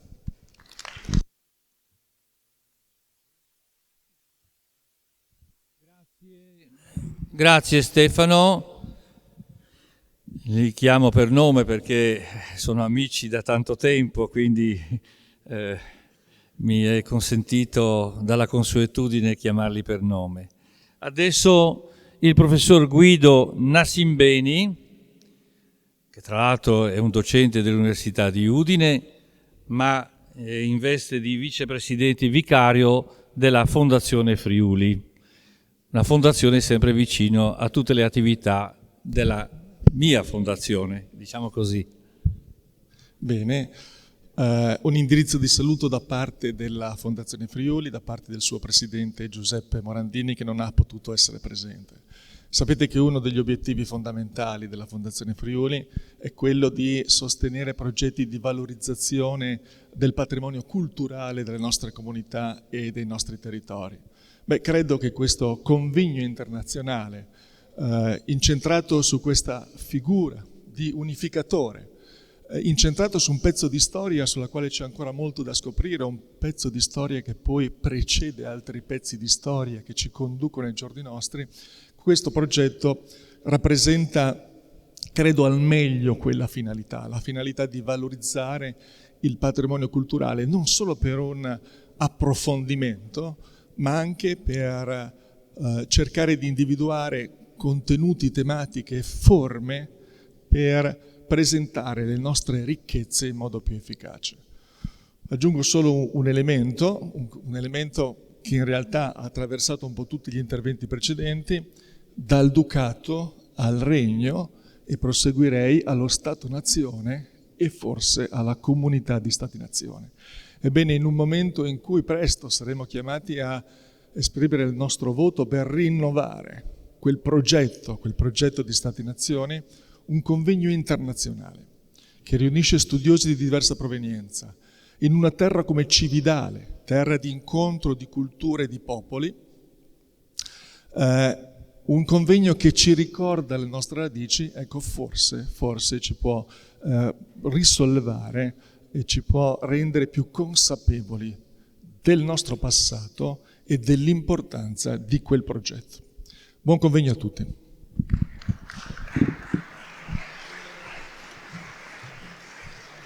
Ringrazio il professor Nascimbeni e adesso chiamo il professor Andrea Caffarelli, prorettore dell'Università degli Studi di Udine.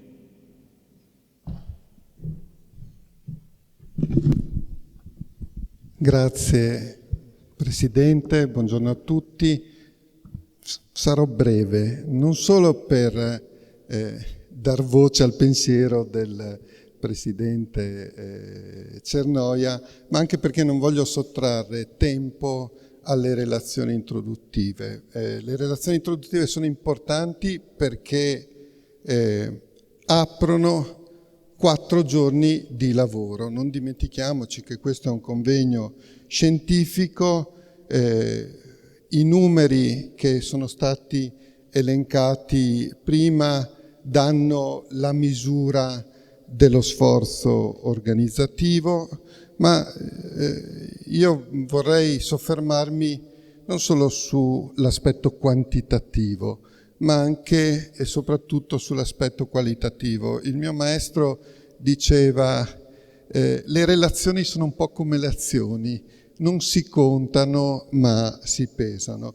Ecco, io nel apprezzare lo sforzo che la fondazione alla quale l'Università di Udine è legata e sono legato anch'io, e il Presidente lo sa bene per quale ragione, ho apprezzato molto il fatto che assieme al Centro Studi Longobardi e alla nostra deputazione ha costruito un programma di grande interesse perché mette assieme giovani con studiosi di chiara fama e lo fa in un'ottica interdisciplinare, quindi vengono messe a confronto diverse competenze specialistiche e questo è un aspetto importante, anche perché ci si confronta su un tema che non è stato ancora sufficientemente esplorato dalla storiografia. Quindi c'è la possibilità,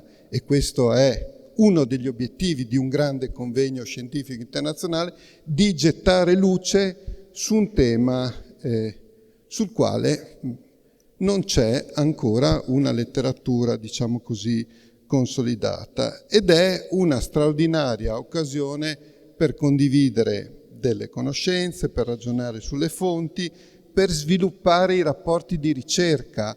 Lo diceva prima il Presidente, qui sono coinvolte decine di università, decine di colleghi che vengono non solo da tutta Italia, ma da tutta Europa, e questo è sicuramente un motivo di grande attenzione da parte dell'Università di Udine, che è amica della Fondazione e amica della Deputazione. Io ovviamente rivolgo anche a nome del Rettore, oltre che insomma cenno di saluto nei confronti di tutti i relatori, i sensi della gratitudine nei confronti del professor Tilatti. Il professor Tilatti qui siede in triplice veste perché, oltre ad essere componente del comitato scientifico del Centro Studi Longobardi, è presidente della deputazione. Mi piace anche sottolineare che è delegato del rettore, oltre che nostro stimatissimo collega. Al professor Tilatti è assegnata una delle relazioni che in qualche misura aprono questa giornata di studi, ed è una relazione impegnativa perché sarà chiamato in qualche misura a riprendere la figura dei Longobardi nel pensiero di Pier Silverio Leit a 150 anni dalla sua nascita. Ecco, io vorrei ricordare due figure di studiosi legati a questa terra. Una è già stata citata dal professor Marcello Rottilli, che è la figura di Carlo Guido Mor, ma c'è un'altra figura legata poi tra l'altro anche all'Università di Udine, di uno studioso legato a questa terra. Quest'anno ricorrono i 30 anni dalla sua morte, che è la figura di Amelio Tagliaferri, che credo meriti essere ricordato in questo contesto, soprattutto parlando di Longobardi. A voi tutti auguro un buon lavoro e consentitemi anche di dire che apprezzo molto il fatto che oltre agli studiosi ci sia stato un coinvolgimento degli studenti. Questo è un fatto molto importante ed è una nota di merito nei confronti degli organizzatori. Grazie e buon lavoro a tutti. Grazie professor Caffarelli. Al pubblico qui presente devo ricordare che sia la Fondazione Friuli sia l'Università di Udine fanno parte del consiglio di amministrazione della Fondazione dei Claricini, quindi ho una consuetudine e vicinanza con questi due importantissimi enti. Grazie per la loro presenza. Adesso ci sarà il saluto dell'assessore regionale della Lombardia, che è Francesca Caruso. Ovviamente la distanza la superiamo con un video di pochi minuti. Prego. Parlare dei Longobardi è diventato di nuovo un argomento di interesse, soprattutto dopo che nel 2011 il sito seriale I Longobardi in Italia, i luoghi del potere, è stato riconosciuto dall'UNESCO. Questo include anche il suggestivo scenario naturale di Castelseprio. Anche Cividale è protagonista con la sua storia e i suoi monumenti che continuano a evocare il popolo longobardo, che ha segnato l'inizio del Medioevo. Rivivere quei luoghi e quegli eventi ha sempre un sapore intenso. In apertura di questo importante evento internazionale porto con piacere i saluti della regione Lombardia, unica regione italiana che porta il nome dei Longobardi. Mi scuso per non poter essere presente alla bella cornice della chiesa di San Francesco di Cividale a causa di concomitanti impegni istituzionali. Dopo gli eventi tenuti a Brescia, Monza, Pavia e Castelsepro, il quarto convegno del Centro Studi Longobardi approda in Friuli, dove tutto ebbe inizio nella primavera del 568. L'attenzione è concentrata sugli anni centrali del VII secolo, un periodo oscuro ma cruciale per l'Italia. Questa collaborazione tra la regione Lombardia e il Centro Studi Longobardi, di cui il convegno friulano è una tappa significativa, è fondamentale per preservare il legame con il mondo longobardo. In un periodo in cui la cultura rischia di essere minacciata, è importante ricordare l'esempio di Grimoaldo, che ha lottato per la sua libertà. Auspico il pieno successo del convegno, consapevole che ci saranno altre occasioni per riflettere sulle nostre radici. Ringrazio tutti i presenti, le autorità, il pubblico e gli studenti che partecipano a questo importante evento e vi auguro una buona giornata. Grazie alla presenza dell'assessore regionale della Lombardia. Come avete visto, questo convegno, l'ho detto all'inizio, gode del patrocinio di una regione importantissima anche come quella della Lombardia, ma gode anche del patrocinio per esempio di regioni del sud Italia che ovviamente con Benevento, la provincia di Benevento, hanno concesso il loro patrocinio. Adesso, voi sapete, ho detto all'inizio anche che la Regione oggi è riunita presso la sua sede per il Consiglio regionale per votare una legge che è una legge omnibus, quindi importantissima, dove tutti gli assessori sono tenuti a essere presenti in seduta con ovviamente i consiglieri e anche i tecnici che devono supportare questi lavori. Ma per significare la vicinanza della Regione a questo convegno ci saranno 2 interventi in sequenza, uno fisicamente perché qui c'è Paola Pavesi, che è il direttore del Servizio Beni Culturali e Affari Giuridici della Direzione Centrale Cultura e Sport della Regione Friuli Venezia Giulia, che è stata delegata dall'assessore e dall'assessorato a portare il saluto.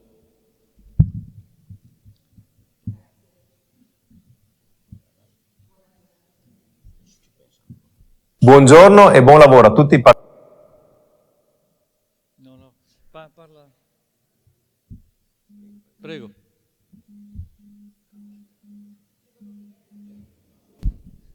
Devo dire che quando il vicepresidente e assessore alla cultura della Regione mi ha detto che non poteva essere presente per questa inaspettata convocazione, perché la seduta è stata anticipata, dell'aula consigliare, e mi ha chiesto di portarvi il suo saluto, ho dovuto documentarmi un po' sull'oggetto di questo convegno, perché mi vergogno un po' anche a dirlo, non conoscevo e non posso ancora dire di conoscere la figura di questo potente duca e anche re longobardo Grimoaldo.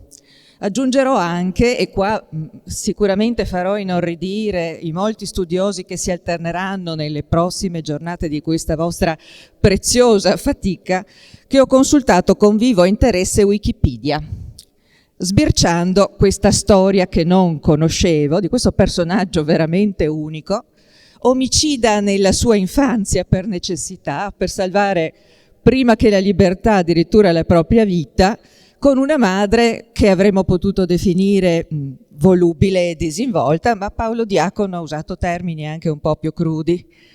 Mentre scorrevo queste notizie sulla vita, sapete che Wikipedia ha anche gli ipertesti, per cui tutti i personaggi che venivano citati nella storia di Grimoaldo potevano essere esplorati, diciamo, facilmente, hanno tutti quanti nomi assolutamente impronunciabili, le sue vicende familiari e dinastiche sono veramente complesse, però diciamo che quello che veramente rileva è che è riuscito a costruirsi un regno il cui territorio non era proprio coincidente con quello dell'attuale Italia, ma poco mancava. Così sono passata a cercare qualche fonte un po' più qualificata, perché devo dire che questa storia mi ha veramente appassionato, pur non essendo cultrice della materia. E così ho scaricato una traduzione del testo originale, con testo originale a lato, dell'Historia Longobardorum di Paolo Diacono, e ho cominciato a leggerlo. Allora, voi vi domanderete perché io vengo a raccontare a voi, eminenti studiosi ed esperti della materia, tutto questo. Perché a mio avviso un'iniziativa come questa che si inaugura oggi non si limita a consentire, e non è che sia una finalità secondaria, agli esperti e cultori della materia di svolgere un esclusivo, però magari non tanto conosciuto dibattito, sicuramente produttivo di nuova conoscenza, però magari ai più non conosciuto, ma attraverso questa sua visibilità ha un'efficacia che comporta innegabilmente una portata divulgativa straordinaria. La Regione ha interesse che la conoscenza venga sviluppata, ma ha anche estremo interesse che la cultura venga efficacemente diffusa. E grazie a questo convegno i cittadini di questa Regione sapranno qualcosa di più della loro storia e della storia di questo Paese. Con rammarico vi dico che non potrò purtroppo seguire direttamente i lavori, se non in piccola parte, però voglio assicurarvi che senza questo cortese invito, io sono qui in sostituzione ma ne sono ben felice, difficilmente avrei cominciato a leggere l'opera di Paolo Diacono, e perdonatemi, mi perdonino tutti coloro che ben altre nozioni hanno, se per arrivare a questo sono passata per Wikipedia. Grazie alla Fondazione De Claricini, grazie a tutti coloro che hanno organizzato questa splendida iniziativa e che l'hanno curata. Ringrazio anche voi per la vostra attenzione e vi auguro un proficuo lavoro. Grazie. Grazie alla dottoressa Paola Pavesi. Porti pure il saluto anche all'assessore Anzil e alla dottoressa Del Bianco, del direttore generale dell'assessorato, quindi soprattutto grazie anche per, dobbiamo dirlo, il supporto che non è soltanto ideale ma anche economico alle attività di questa fondazione. Adesso siamo quasi giunti al termine di questo percorso con il saluto in video di Mauro Bordin, Presidente del Consiglio regionale del Friuli Venezia Giulia. Quindi è chiaro che il Presidente del Consiglio si trova a presiedere proprio il Consiglio regionale. Quindi mando in onda il saluto di Bordin. Buongiorno e buon lavoro a tutti i partecipanti a questo importante convegno internazionale che è diventato un punto di riferimento della proposta culturale della nostra regione. Per motivi istituzionali, essendo impegnato in Consiglio regionale, non potrò essere fisicamente presente con voi a Cividale, ma desidero esprimere il mio ringraziamento al Centro Studi Longobardi, alla Fondazione De Claricini Dornpacher, al Comune di Cividale e alle Deputazioni di Storia e Patria per il Friuli, organizzatori di un'iniziativa che arricchisce l'intero Friuli Venezia Giulia. Come Presidente del Consiglio regionale sono assolutamente convinto da sempre che la ricchezza di un territorio non dipenda soltanto dal suo livello socio-economico, ma anche dalla consapevolezza della sua identità, dall'appetito culturale che spinge ad approfondire il passato per trovare utili stimoli alle azioni del presente. E la storia di Re Grimoaldo è in grado in questo contesto storico di offrirci molti spunti interessanti, se pensiamo alla sua capacità di unificare un regno disseminato in molti e diversi territori, da nord a sud, ai suoi rapporti internazionali, alla sua intensa attività legislativa e alla tolleranza dimostrata nei confronti di usi e credenze dei popoli amministrati, a cominciare dalla fede cattolica, che il sovrano non ostacolò pur essendo ariano. In un periodo storico turbolento come quello che stiamo vivendo, in cui si moltiplicano i gesti di sfida e i venti di guerra, gettare lo sguardo sul passato, alla ricerca di radici comuni, diventa un esercizio non solamente utile, ma per certi versi obbligatorio. Ed è proprio per questo che ringraziarvi nuovamente per l'impegno e la passione che avete profuso nell'organizzare questo importante convegno, questo importante momento di approfondimento e di confronto, vi porgo i più grandi saluti del Consiglio regionale del Friuli Venezia Giulia. Ecco, grazie al Presidente.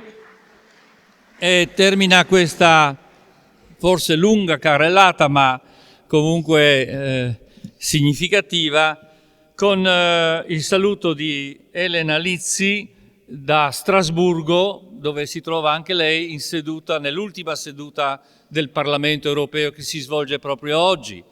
E quindi, avendo ottenuto il patrocinio, l'alto patrocinio del Parlamento europeo, porta il suo saluto a questa assemblea. Buongiorno a tutti e grazie per l'invito a partecipare al quarto convegno internazionale del Centro Studi Longobardi dal titolo Grimoaldo dal Ducato Friulano al Regno. Mi scuso per non poter essere in presenza con voi oggi, ma sono a Strasburgo per l'ultima sessione plenaria del Parlamento europeo prima delle elezioni che si terranno l'8 e il 9 giugno. Ci tenevo però a mandare un messaggio di saluto e di ringraziamento in primis al Presidente della Fondazione De Claricini Dornpacher, Oldino Cernoia, sia per l'invito che per la sua vicinanza. Saluto tutte le autorità e tutti gli ospiti presenti. Sono particolarmente fiera che il Parlamento europeo abbia concesso l'alto patrocinio per il vostro convegno. Questo è un segnale di vicinanza dell'unica istituzione democraticamente eletta nell'Unione Europea. Ho avuto modo di leggere il programma e il ricco calendario di eventi di carattere storico-culturale e formativo che svolgerete dal 24 al 28 aprile e voglio davvero complimentarmi con voi per il grande lavoro che avete fatto e che farete. Attraverso una ricostruzione storiografica avvincente e pluridisciplinare si analizzeranno le vicende del duca e poi re longobardo Grimoaldo nello scacchiere dei territori e dei popoli europei. È questo un percorso linguistico, storico, artistico, socio-economico, religioso e culturale che condurrà alla realtà del nostro Friuli e alla Cividale longobarda, che è un patrimonio UNESCO. Questo genere di eventi sono motivo di orgoglio per il nostro bellissimo territorio, ricordando il passato ma anche guardando il futuro. Vi auguro perciò buone giornate di studio e di lavoro naturalmente e spero di poter essere di persona presente al prossimo convegno. Grazie ancora per l'invito e buona giornata a tutti. Grazie. Grazie anche a Elena Lizzi. Abbiamo ascoltato tanti saluti istituzionali, credo tu abbia toccato uno dei record della convegnistica italiana, ma questo significa che tante istituzioni, tanti luoghi di cultura, tanti anni di studio hanno in comune qualcosa, i Longobardi, e questo significa che questo quarto congresso internazionale che si apre qui a Cividale ha un valore molto grande, quindi adesso abbandoniamo l'attualità, entriamo nel vivo, torniamo a quel 68 che fu il 568, quando a primavera qualcosa di grande cambiò.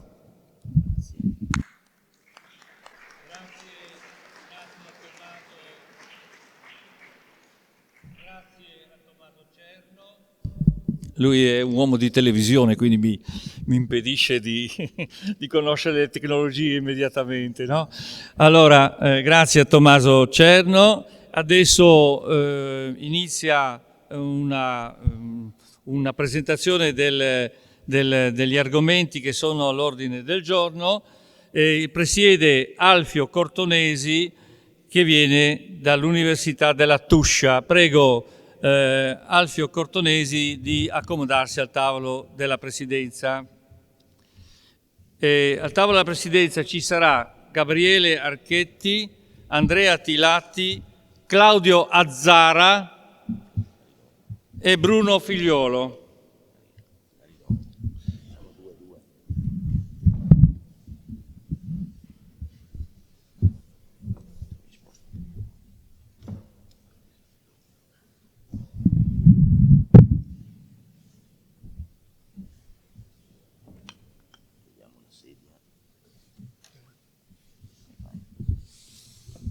Sedia, sì, direi di sì, se posso.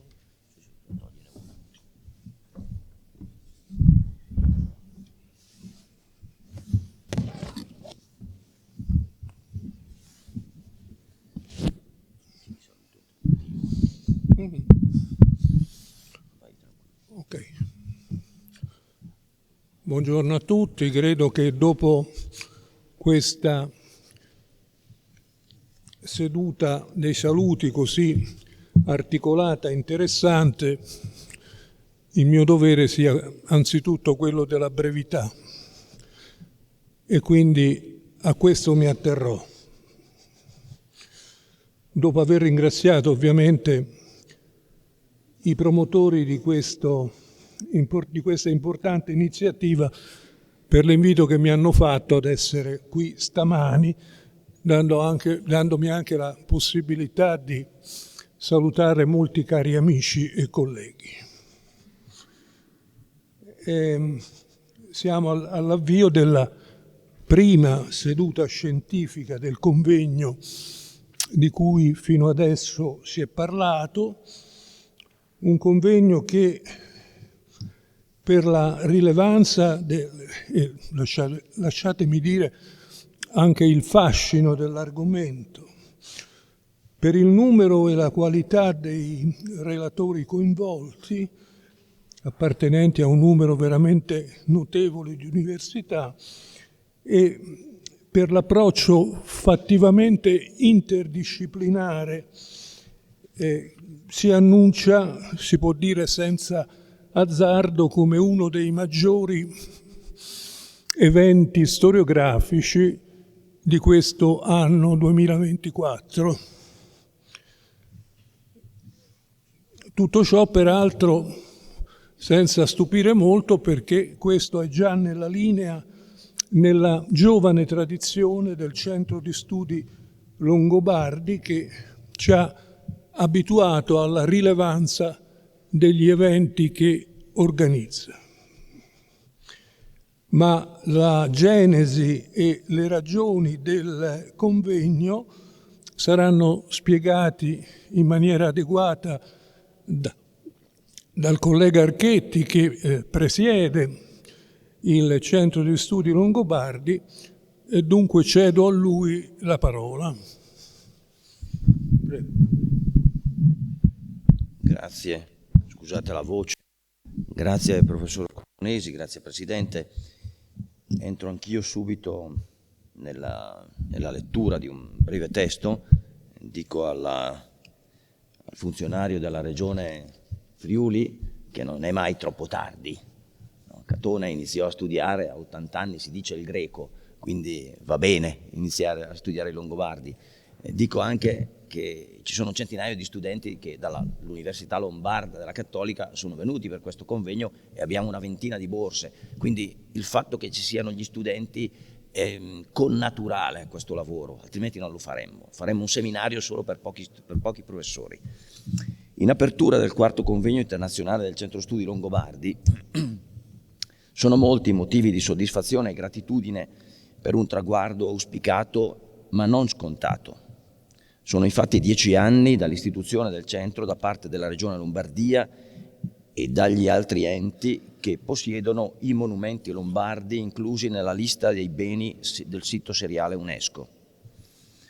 Un periodo nel quale siamo cresciuti e abbiamo confermato il ruolo e uno spazio nell'ambito della comunità scientifica attraverso forme di indagine saldamente ancorate alla migliore tradizione documentaria italiana, ma con alcune peculiarità che ci rendono riconoscibili, concreti e aperti al dialogo tra accademia e territori, tra mondo della ricerca e comunità locali, tra sapere teorico e comunicazione con il grande pubblico, senza venir meno al nostro ruolo, cedere a tentazioni ideologiche o assumere limitanti posizioni di schieramenti di parte. È il motivo per il quale siamo in questa bella cornice della chiesa di San Francesco, nei pressi del Natisone, e non in un'aula universitaria o in un sodalizio di cultura e di storia innamorati di Clio. Parlare di Longobardi a Cividale, dove tutto ha preso inizio nella primavera del 568, forse in questi giorni, quando gran parte dell'Italia fu posta sotto il loro giogo, scrive Paolo Diacono, è assai significativo. Per questo devo essere molto grato ai compagni d'arme che con me hanno condiviso l'onere di questo appuntamento, i presidenti della Fondazione De Claricini Dormacher, Oldino Cernoia, e della Deputazione di Storia Patria per il Friuli, Andrea Tilatti, a cui va il plauso per l'impegno e per aver dato la necessaria concretezza ad un progetto complesso e articolato. Insieme a loro è necessario ricordare le realtà che hanno sostenuto e patrocinato i nostri lavori, la Regione Friuli, Venezia Giulia e la Regione Lombardia, le Università degli Studi di Udine e la Cattolica di Milano, la città di Cividale del Friuli, la Fondazione Friuli e la Fondazione Centro Italiano di Studi sull'Alto Medioevo di Spoleto, che è nostro partner sin dalla prima ora e con cui i rapporti organizzativi e collaborativi sono andati crescendo e consolidandosi in questi anni. Degli altri importanti e alti patrocini istituzionali, accademici e culturali mi sarà fatta grazia se non li nomino tutti, ma alcuni hanno parlato nei saluti e ne abbiamo compreso l'importanza. Non si tratta però di un elenco casuale o di un medagliere da esibire, ma di una scelta di lavoro che permette di allargare le attività a una rete di attori larga e variegata. Dietro ogni nome o sigla ci sono persone, gruppi di studio e sinergia senza le quali non sarebbe possibile l'incontro odierno e ormai una fitta programmazione in Italia e all'estero. Dopo gli appuntamenti di Brescia, di Monza, di Pavia e di Castelseprio, il quarto convegno del Centro Studi Longobardi arriva in terra friulana per porre l'attenzione sugli anni centrali del VII secolo, un periodo oscuro ma decisivo per il territorio italico. Fare da cornice il complesso movimento di genti e avvenimenti che nel lungo periodo hanno caratterizzato la biografia e la memoria del potente duca e poi re dei Longobardi Grimoaldo, di cui parla a lungo il quarto e il quinto libro della storia dei Longobardi del suo conterraneo Paolo Diacono. Con lui le terre longobarde, da nord a sud, furono riunite sotto un unico sovrano, abile nel governare le diverse aree territoriali mediante una rete di uomini fedeli, impegnato sulle questioni interne al regno e ai ducati. Fu attivo sullo scacchiere internazionale e in campo religioso. Su consiglio della moglie, lui ariano, fu tollerante verso i cattolici, mentre l'opera normativa, documentata da 9 capitoli emanati e a integrazione dell'editto di Rotary, anche di questo, oltre che il testo, parla Paolo Diacono, ne conferma l'azione come legislatore. Un potente sovrano dunque, spregiudicato e capace, impegnato a costruire una realtà unitaria per il popolo dei Longobardi. Le strette relazioni tra Cividale e Benevento, tra il regno e i ducati o tra Langobardia Maior e Langobardia Minor, offrono una visione dinamica del contesto italico, nel quale i vincoli familiari di potere, uniti alle strutture ecclesiastiche e monastiche, anche nella prospettiva imperiale bizantina, hanno permeato i decenni di svolta in cui è vissuto. Fortissimo di corpo, primo nell'ardimento, calvo e con una lunga barba, non meno dotato di saggezza e di forza. Alla sua morte il corpo, scrive ancora Paolo Diacono, fu sepolto nella basilica di Ambrogio Confessore che lui stesso aveva fatto costruire a Pavia. Il ricordo di tutte queste cose si è perpetuato nei secoli, superando il Medioevo e l'età moderna per giungere a noi che di quei guerrieri dalla lunga barba intonsa o longibarbi, come sono chiamati nell'istoria paolina, siamo eredi e custodi di simboli e vicende. L'impegno di tante istituzioni pubbliche e private, oltre che dalle università e dalle realtà culturali, mi piace sottolinearlo nuovamente, trova qui una sintesi inedita ed efficace di ricerca scientifica e disseminazione territoriale dei risultati. Nel convegno saranno esaminati il contesto storico e i principali orientamenti storiografici, la figura del sovrano e le strutture socio-economiche dell'epoca con i lasciti culturali, artistici e religiosi, senza trascurare la visita ai monumenti della bella, antica e accogliente città di Cividale. In essi la pluridisciplinarietà e la prospettiva diacronica sono un tratto caratteristico di assoluta rilevanza delle attività del centro studi e mi permetto di aggiungere innovativo nella ricostruzione del passato in modo sistematico. Lo dico perché si è da poco rinnovata la collaborazione tra Regione Lombardia e la realtà di ricerca che rappresento, di cui l'appuntamento friulano è una delle iniziative programmatiche più significative. In tempi in cui l'assedio culturale proveniente da fuori sembra aver incendiato i resti della civiltà europea, l'intrepido gesto del piccolo Grimoaldo per liberarsi e fuggire dal guerriero avaro che lo aveva catturato è un lascito esemplare di come non tutto è perduto anche quando ogni cosa sembra affermare il contrario. E alla fine, voltato il cavallo e ripresa la fuga, il fanciullo si riunì ai fratelli recuperando la libertà perduta. Una bella immagine che ci porta nuovamente a Paolo Diacono, che in questa terra ha avuto i natali e le cui vicende lo portarono in giro per l'Europa, tra il regno e il ducato beneventano, secondo la visione complessiva che fa da cornice all'impianto congressuale e che ci ha condotti qui da molte parti d'Italia, d'Europa e di altri continenti. Nell'auspicare quindi pieno successo ai lavori di un appuntamento di altissimo rilievo, partecipato ed esemplare, mi unisco ai saluti di tutti i presenti, alle autorità, al folto pubblico, ai colleghi e agli studenti giunti da Cividale da molte parti. Riflettere sulle proprie radici, e chiudo, sviluppa gli anticorpi per scongiurare il ritorno dei fantasmi del passato e le comunità che lo fanno vi scoprono i germi di identità che le uniscono.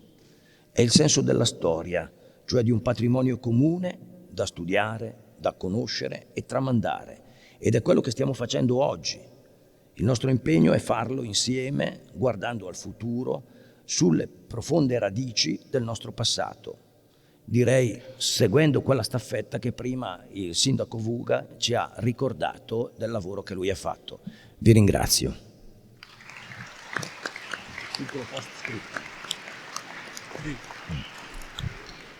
E poi istituzionalmente un piccolo fuori programma o post scriptum per tutti i colleghi o studiosi che partecipano e scrivono.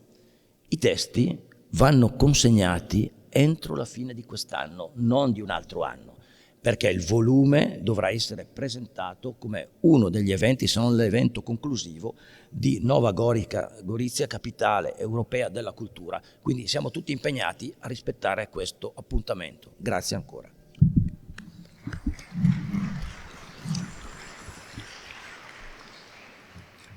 Si direbbe in cauda venenum, ma sì, hai detto un'altra cosa che, fra le tante che mi piace sottolineare, che nulla è perduto ancorché tutto ci faccia pensare il contrario. Questo magari è attinente ad una situazione che hai evocato di tanti secoli fa, ma può valere anche per i nostri travagliati tempi. E noi siamo qui per dimostrare proprio che in ogni modo si può fare contrasto, anche con questi convegni sui Longobardi. E credo che la originalità, peculiarità di questi convegni traspaia da tante cose che tu hai ricordato. Sicuramente fra le maggiori questa collaborazione fra istituzioni, associazioni culturali disseminate un po' per tutto il paese, a voler fare una rete di cui c'è bisogno, senza chiudersi nei confini di un territorio, respirare profondo e ovviamente chiamando a raccolta tutte le energie che questo territorio italiano può fornire, che non sono poche, nel campo della riflessione storiografica. Io credo che questi due aspetti siano quelli che contraddistinguono fino ad oggi l'operato, i maggiori, del Centro di Studi Longobardi, che poi sa trovare in ogni angolo del nostro paese delle valide collaborazioni, come in questo caso quello della Fondazione De Claricini e quello della Deputazione per la Storia Patria del Friuli. A questo punto la parola va ad Andrea Tilatti, che ci parla dei Longobardi a 150 anni dalla nascita di Pier Silverio Leicht.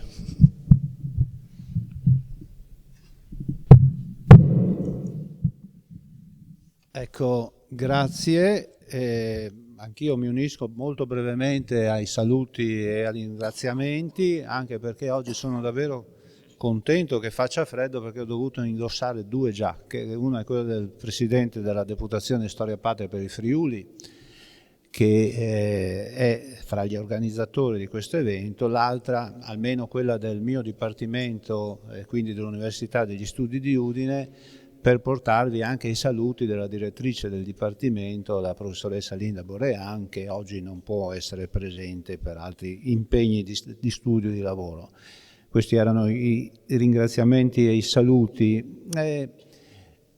Io ho un PowerPoint, magari possiamo vederlo. Ecco, la prima immagine che volevo farvi vedere è questa, perché 150 anni fa, proprio in maggio a Cividale, fu scoperta questo sarcofago che fu una scoperta che strinse tutta la città attorno al suo passato longobardo, perché in questo sarcofago si trovarono delle spoglie che furono allora attribuite al duca Gisulfo, cioè di fatto colui che fu il primo duca di Cividale, a quello che si riteneva essere erroneamente il marito della perfida Romilda e quindi anche il padre di Grimoaldo. Ed è questo, insomma, il tratto che ci unisce direttamente a questo convegno, accaduto in battaglia.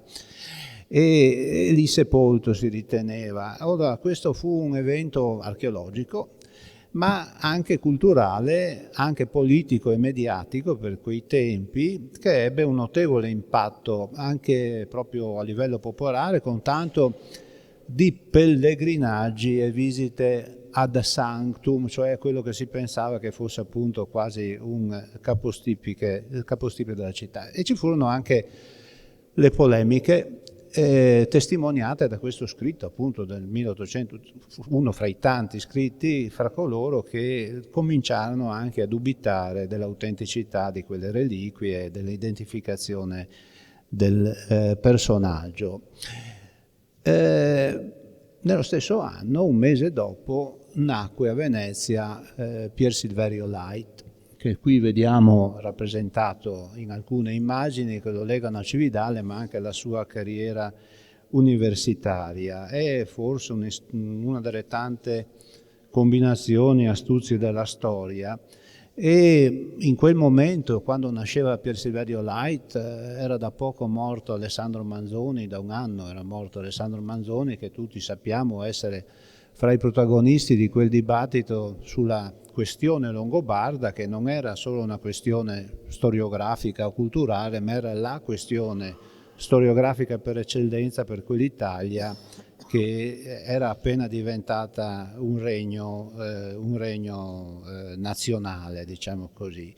È una questione che cominciava anche ad essere affrontata, anzi da decenni era affrontata anche a livello degli specialisti, degli studiosi e soprattutto su un piano di storia di natura giuridica con il metodo positivo, ma alla fin fine il motivo, lo sanno bene tutti coloro che sono qui presenti, che hanno praticato questi studi, il motivo era sempre quello di interrogarsi sulla continuità fra il passato romano o sulla discontinuità data dai popoli germanici, longobardi in particolare, quindi a dare quasi un giudizio, una valutazione di bene o di male sulla storia originaria di questa giovane nazione. Una giovane nazione che, ricorderete, nel 1870 aveva anche assunto la sua capitale naturale, Roma, trovando quasi compimento, ma che nel settentrione orientale risultava ancora incompiuta, o almeno era ritenuta tale, appunto nel settentrione orientale dove siamo noi adesso. E quindi Pier Silverio Light è significativo, un personaggio significativo di questa provenienza da questo settentrione orientale, che si lega poi in modi molto vari anche alla coscienza nazionale. Comunque, nato a Venezia ma vissuto poi di fatto a Cividale, e si laureò a Padova nel 1896, insomma a 22 anni, allievo di Pertile, poi di Tamassia, una tesi sul diritto romano e il diritto germanico nel diritto privato friulano, una tesi pubblicata l'anno successivo a Udine,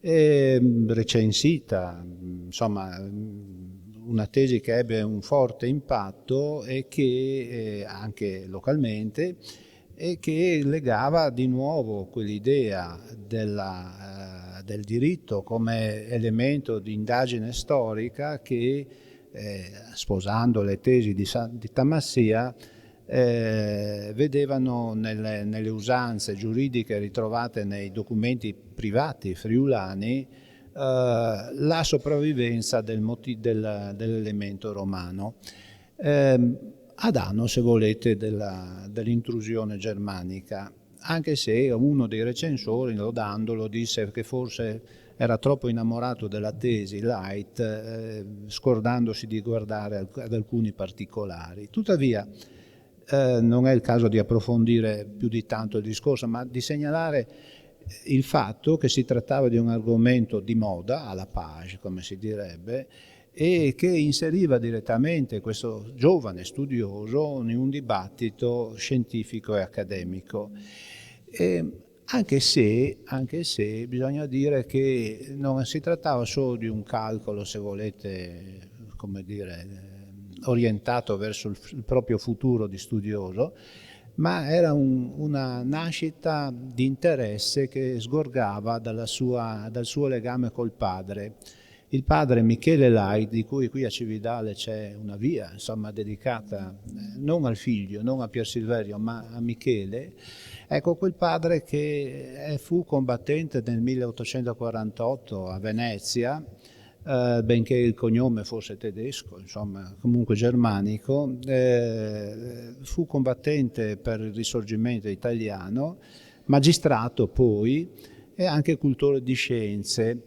Dal padre Leit, Pier Silverio mutuò la passione, l'interesse per la storia del diritto, ma anche per la linguistica e per le tracce del passato che variamente identificate nel patrimonio, quello che noi chiameremo patrimonio culturale, davano informazioni sulla influenza culturale prevalente in Friuli nei secoli che noi chiamiamo della tarda antichità e dell'alto medioevo.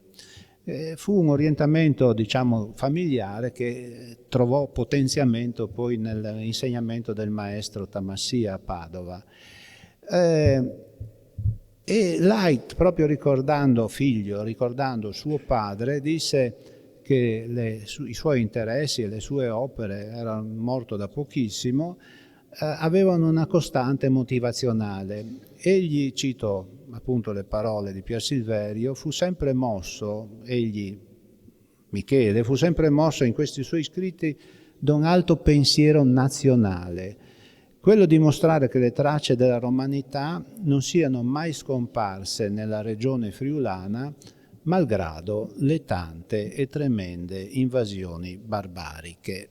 E quindi l'idea nazionale, ma anche, e Michele ce lo scrive nelle sue opere, l'interesse alla critica, l'interesse per la fiaccola della critica, che si vede in un'opera pubblicata nel 1895 dedicata ai monumenti cividalesi, laddove, proprio trattando soprattutto delle vestigia longobarde, Michele scrive a mo' di chiusura, ed è significativo appunto del momento culturale. Un giorno, parlando di Cividale, tutto fu romano e non si disseppelliva una pietra senza attribuirla perlomeno a Giulio Cesare. Poi si virò di bordo, e si riferisce a quel 1874 giù di lì, e tutto diventò con la medesima foga longobardo. Spero di essere sfuggito a una consimile accusa, facendo entrare nelle mie classificazioni le età imperiali, le architetture romanze e bizantine e le manualità longobarde, per cui almeno l'accusa di prevenzione ci sembra avere eliminata. E per la cronaca Michele non credeva affatto che quel Gisulfo, che lui chiamava anche con un cognome, Gisulfo Portis, perché il sindaco di Cividale si chiamava Giovanni De Portis, al momento della scoperta fosse quel Gisulfo di Paolo Diacono, e le sue considerazioni su quella scoperta sono abbastanza, come dire, problematiche piuttosto che assertive.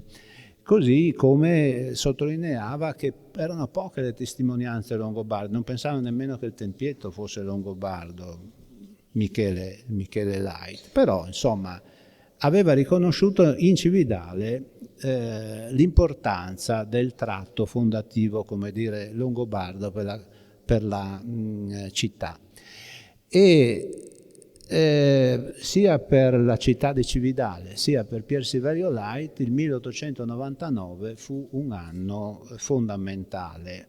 Difatti dal 3 al 5 settembre di quell'anno a Cividale si celebrò il congresso per l'11° centenario dalla morte di Paolo Diacono, un congresso che anche recentemente è stato riconosciuto per la sua importanza storiografica da Paolo Chiesa, e soprattutto rimase sempre nella memoria di Pier Silverio Leit, fra gli elementi, come dire, caratterizzanti proprio della sua coscienza di storico e di studioso del periodo longobardo.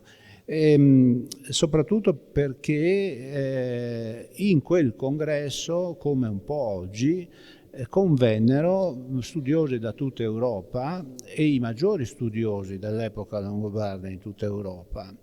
E Paolo Diacono era al centro, come dire, non solo di uno studio scientifico, ma la grande quantità di giornalisti, di cui qui vi mostro l'esempio del giornale di Udine, riconosceva, insomma, la grande presenza di giornalisti diede una risonanza a livello nazionale e internazionale di questo convegno internazionale, perché bisogna ricordarsi che quando si parla di un giornale di Trieste, di Gorizia, di Pola, si parlava di un giornale che stava al di là del confine, cioè nell'impero austro-ungarico. Ebbene, Paolo è stato celebrato come un grande friulano, il miglior vanto di Cividale della regione, il paradigma della conversione alla latinità del mondo barbaro, il precursore di una attenzione anche benevola nei confronti del mondo slavo. Tutti questi temi si trovano in quel convegno, ma c'è anche poi tutto un racconto che ci dice come quel convegno non fosse solo avvertito dagli studiosi come un elemento importante, ma che anche la popolazione, le persone, per dir così, normali, a partire dai contadini che si mettevano a osservare i treni che da Udine univano Cividale per veder passare la comitiva dei convegnisti, insomma suscitò i più grandi entusiasmi locali. Piccolo dato curioso: in quel giorno a Cividale da Udine arrivarono 1251 persone col treno per assistere ai convegni. Devo anche dire al sindaco che il comune offrì degli spettacoli pirotecnici magnifici, ma non credo che sia il caso con questo tempo, insomma, va bene. Comunque, Light fu segretario di quel convegno, e come anche bene sanno molti qui, essere segretari efficienti significa farsi notare in maniera positiva e mostrare le proprie doti, le proprie capacità organizzative e di lavoro. Aveva 25 anni, l'anno dopo, a 26 anni, divenne il direttore della biblioteca comunale di Udine, poco dopo che si era dimesso per anzianità Vincenzo Ioppi, che poi diede il nome a quella biblioteca. Ecco, e nel 1903 spiccò il volo verso la carriera universitaria come incaricato a Camerino, Siena, Cagliari, poi nel 1906 come professore straordinario di storia del diritto italiano, sempre a Cagliari.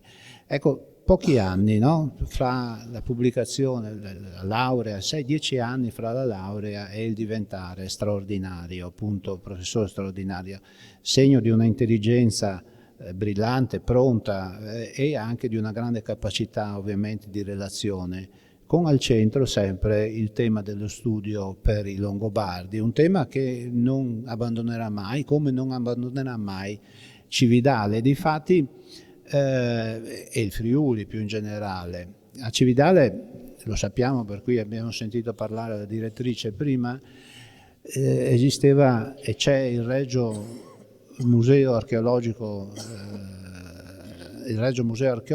che in quel momento, all'inizio del secolo, era l'unica istituzione di quel genere in quello che noi chiamiamo Friuli, e all'inizio di quel secolo era diretto da Gino Fogolari, cugino di Cesare Battisti, e fu proprio Gino Fogolari insieme con Light, Luigi Suttina e Ruggero della Torre a fondare nel 1905, vedete il primo frontespizio sulla sinistra, la rivista Memorie Storiche Cividalesi. Quelle Memorie Storiche Cividalesi sono la prima rivista storica friulana, scientifica, e Light fu l'ammiratore principale, e nel programma di quella rivista si scrive: ogni città ha un carattere proprio nella storia e nell'arte, ma talune conservano memorie e monumenti così importanti di una data età lontana che per quella sola vivono gloriose nella memoria degli uomini di intelletto. Cividale è la patria di Paolo Diacono e di Paolino di Aquileia, è la cittadella langobardica dei duchi e dei re, è la sede dei patriarchi. Qui si celebrano i millenari, si riferiva al convegno, col concorso degli studiosi del mondo intero, perché qui pare che meglio si contemplino le oscure età dell'Alto Medioevo. Qui a Cividale pare che meglio si contemplino le oscure età dell'Alto Medioevo. Sembra proprio una dizione appropriata per sostenere la candidatura a un sito seriale dell'UNESCO, ma è anche la sanzione chiara, a 25-30 anni di distanza dalla scoperta della tomba di Gisulfo, che quell'incontro fatale, diciamo, fra Cividale e Longobardi non era più obliterabile, anche perché nel frattempo, proprio in quegli anni, Aquileia tornava a riappropriarsi del suo passato romano nel modo più deciso, grazie anche agli studi. Noi conosciamo tutti i pavimenti della Basilica, musivi della Basilica, ma nel 1905 nessuno li conosceva ancora perché erano ancora sottoterra. E dicevo, Aquileia ormai si riappropriava della romanità e Udine si riappropriava del Friuli, anzi si manteneva il Friuli nelle sue mani come erede di Aquileia. Quindi a Cividale doveva trovare un'altra via. Era una via che la legava sempre più strettamente ai Longobardi, che la legava senza concorrenza ai Longobardi e che ambiguamente però le permetteva di rientrare in possesso della regione, perché quel Foro Giulio, che poi divenne poco tempo dopo il titolo della rivista Memorie storiche forogiuliesi, è sì il Forum Iuli Cividale, ma è anche la regione. E è un nome romano, direbbero i linguisti, ma è un nome profondamente longobardo e forse vale la pena anche di riflettere su questo. Pier Silverio Leit in tutto questo è stato protagonista della sua crescita di studioso, ma anche della crescita della considerazione, come dire, nell'ambito degli studi longobardi del Friuli. È stato protagonista della fondazione della società storica friulana nel 1911, che poi è diventata Deputazione di Storia Patria nel 1918. Vedete qui le 3 copertine che variano nel corso del tempo. È stato protagonista della storia d'Italia come deputato, come senatore, come membro del governo e anche come partecipe di quasi tutte le istituzioni culturali italiane. Ecco, il programma di questo convegno che oggi si apre mostra abbondantemente quanto diversi siano le prospettive degli studi longobardi, che forse Leit interpretava in maniera molto più tradizionale, legata alla storia del diritto, ma era sempre un personaggio attento a tutti i particolari e a tutte le fonti storiche che potessero dare chiarezza sul passato. Ecco, io non voglio andare oltre perché poi il tempo, insomma, è sempre più tiranno, ma segnalare come questa figura a cui dedicheremo il convegno di quest'anno della Deputazione a ottobre sia nodale sia per gli studi friulani sia per gli studi longobardi, mi sembrava un'occasione doverosa da offrire anche all'attenzione degli studiosi qui presenti, che non ne avevano bisogno magari, ma repetita iuvant.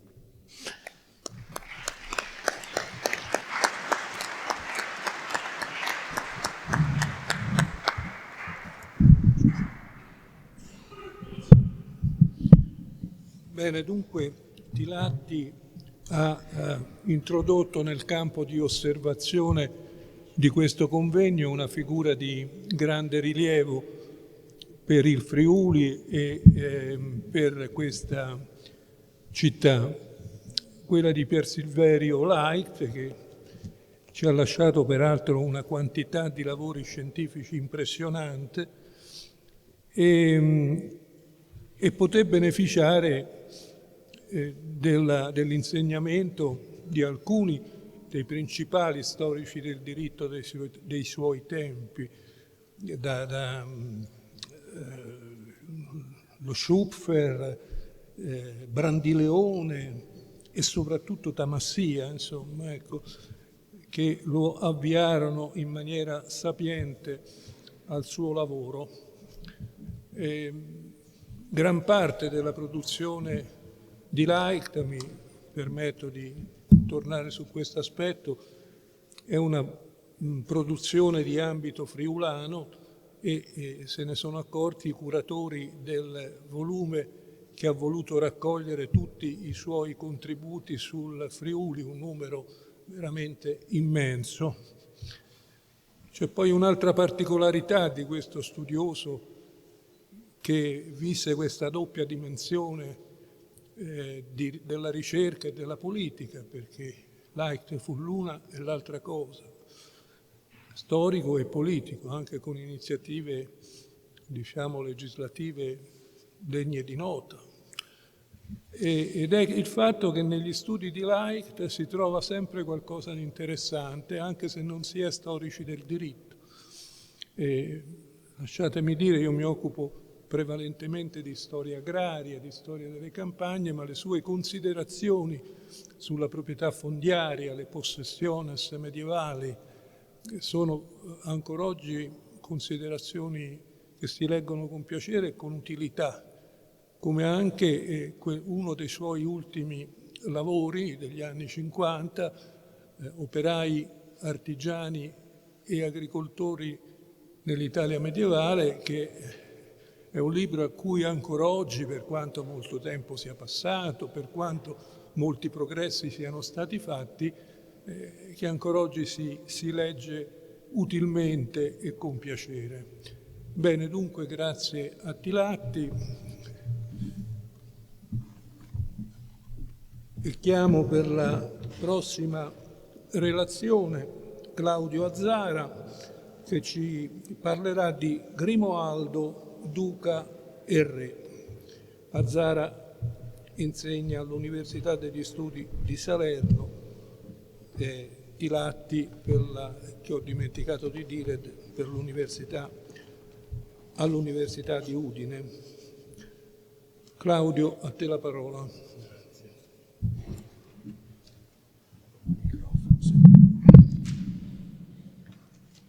A me il compito di tracciare un breve ritratto di Grimoaldo, dal momento che l'approfondimento di questa figura è demandato al proseguo dei lavori a partire da oggi pomeriggio e nei giorni successivi.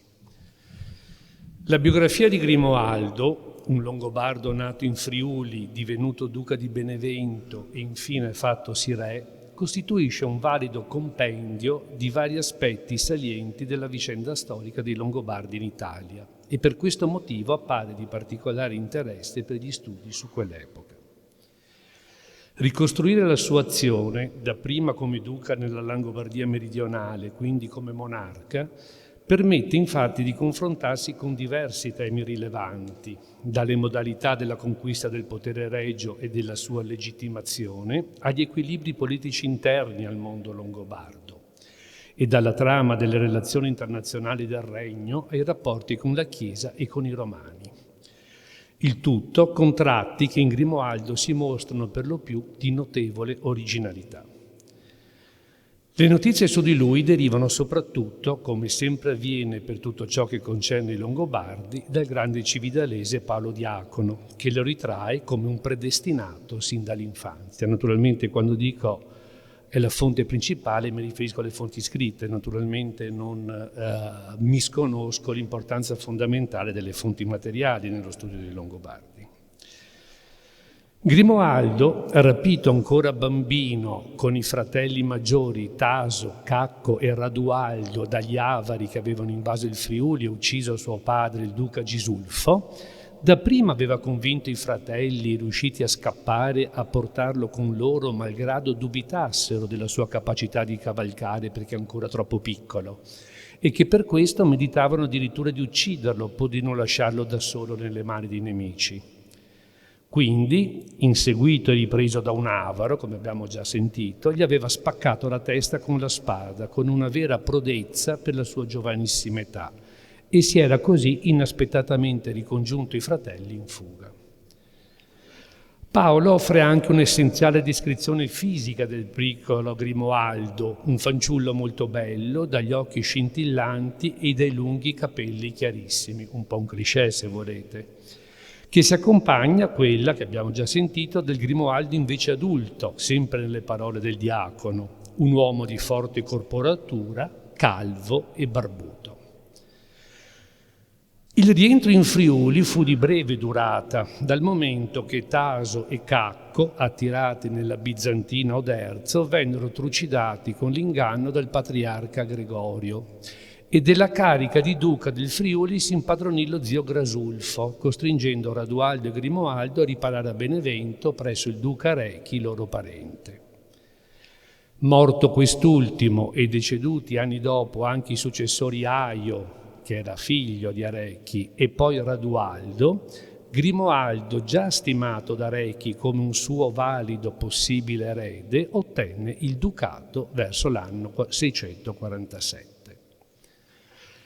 Del periodo in cui fu duca a Benevento, prima di diventare re, un episodio in particolare viene ricordato: il suo intervento vittorioso per difendere il santuario di San Michele sul Monte Gargano, minacciato dalla scorreria di alcuni greci, come li chiama Paolo Diacono, probabilmente dei semplici predoni e non delle truppe imperiali. La tutela allora garantita al principale luogo di culto micaelico ha reso Grimoaldo, anche in molta letteratura scientifica, un benemerito della devozione per l'arcangelo, addirittura il promotore di tale culto al di fuori dell'area italo-meridionale dopo la sua conquista del trono di Pavia. E questo porta a interrogarsi su un primo tema, quello della reale politica religiosa di Grimoaldo, dipinto, soprattutto in raffronto ai suoi successori, come un ariano in quanto espressione dei valori tradizionali e identitari della stirpe, tra cui vi sarebbe per l'appunto pure l'arianesimo. Per contro, ad altre esperienze, anche anteriori, come quella di Agilulfo, Teodolinde ed Aloaldo, maggiormente aperte alla culturazione romano-cattolica e quindi inclini a ridefinire le basi di legittimità del potere regio e il rapporto con i sudditi romani.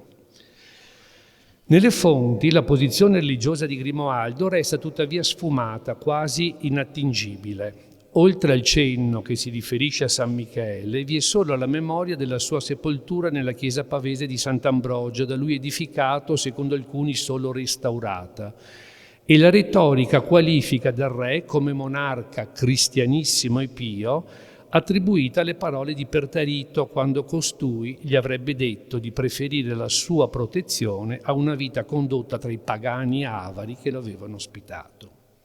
Pertarito che fu l'antagonista di Grimoaldo molto a lungo e che poi lo sostituì sul trono. La regalità di Grimoaldo sembra connotarsi sulla base di altri tratti che prescindono dalla religione, secondo uno speculum principis forse davvero più legato alla tradizione tribale. Un esempio Paolo Diacono, nel cui bilancio Grimoaldo emerge come un valoroso guerriero, ornato di saggezza non meno che di forza, capace di mostrare clemenza e benevolenza. L'aggettivo clemente ricorre almeno 4 volte nel breve testo che Paolo dedica a Grimoaldo, capace di mostrare, dicevo, clemenza e benevolenza e sempre pronto ad ammirare le dimostrazioni di fedeltà personale anche quando erano destinate ad altri, addirittura dei suoi nemici. Per esempio è molto magnanimo verso suoi oppositori fedeli a Pertarito, di cui loda la fedeltà verso il proprio capo. Talora anche inclina a prestare fede a consiglieri infidi con un po' di superficialità, ma comunque pronto a fare pronta ammenda dell'errore. Sembra insomma il ritratto di un re valido combattente e abile politico, anche legislatore sulla scia di Rotary, di cui si tramanda una memoria comunque caratterizzata in toni ben diversi da quella per esempio del suo antagonista e successore Pertarito, qualificato dal diacono come uomo pio, cattolico, tenace nella giustizia e generosissimo nutritore dei poveri. La conquista della carica regia da parte del duca di Benevento avvenne al termine di un'operazione politica spregiudicata, ma narrata da Paolo Diacono senza valutazioni morali, scaricando semmai la responsabilità dell'inganno sull'ambiguo e fraudolento ambasciatore Garibaldo, allorquando Grimoaldo fu invitato dal giovane Godeperto, figlio del defunto re Ariperto, a sostenerlo contro il fratello e contendente Pertarito. Grimoaldo, forte dei suoi beneventani e avendo raccolto attorno a sé altri guerrieri in tutti i territori longobardi attraversati nella risalita della penisola verso Pavia, con l'aiuto preziosissimo del conte di Capo a Transamondo, finì con l'assassinare Godeperto e indurre alla fuga tra gli avari Pertarito, impossessandosi in tal modo egli stesso del trono. Preso il potere, ricercò una legittimazione sposando una figlia, di cui resta noto il nome, di Eriperto, sorella quindi di Godeperto, che lui aveva assassinato, e di Pertarito. A Benevento egli aveva già contratto nozze con una certa Aita, da cui aveva avuto un figlio e 2 figlie. Malgrado il matrimonio con la principessa, il grado di legittimazione del nuovo re rimase fragile e si fondò piuttosto, oltre che sulla conquista stessa del potere tramite la forza, sulle diverse vittorie militari conseguite contro vari nemici che lo esaltarono come monarca vittorioso.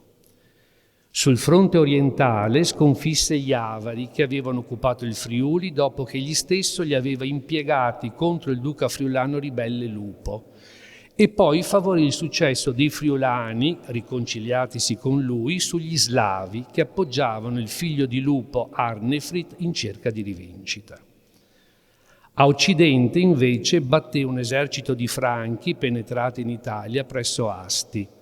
I Franchi avevano dato ospitalità al fuggiasco Pertarito e un successivo accordo stipulato con il re dei Franchi Dagiperto isolò Pertarito al punto da indurlo a cercare riparo nelle isole britanniche, anche se questo viaggio non si compì perché nel frattempo Grimoaldo era morto e Pertarito poté ritornare a Pavia.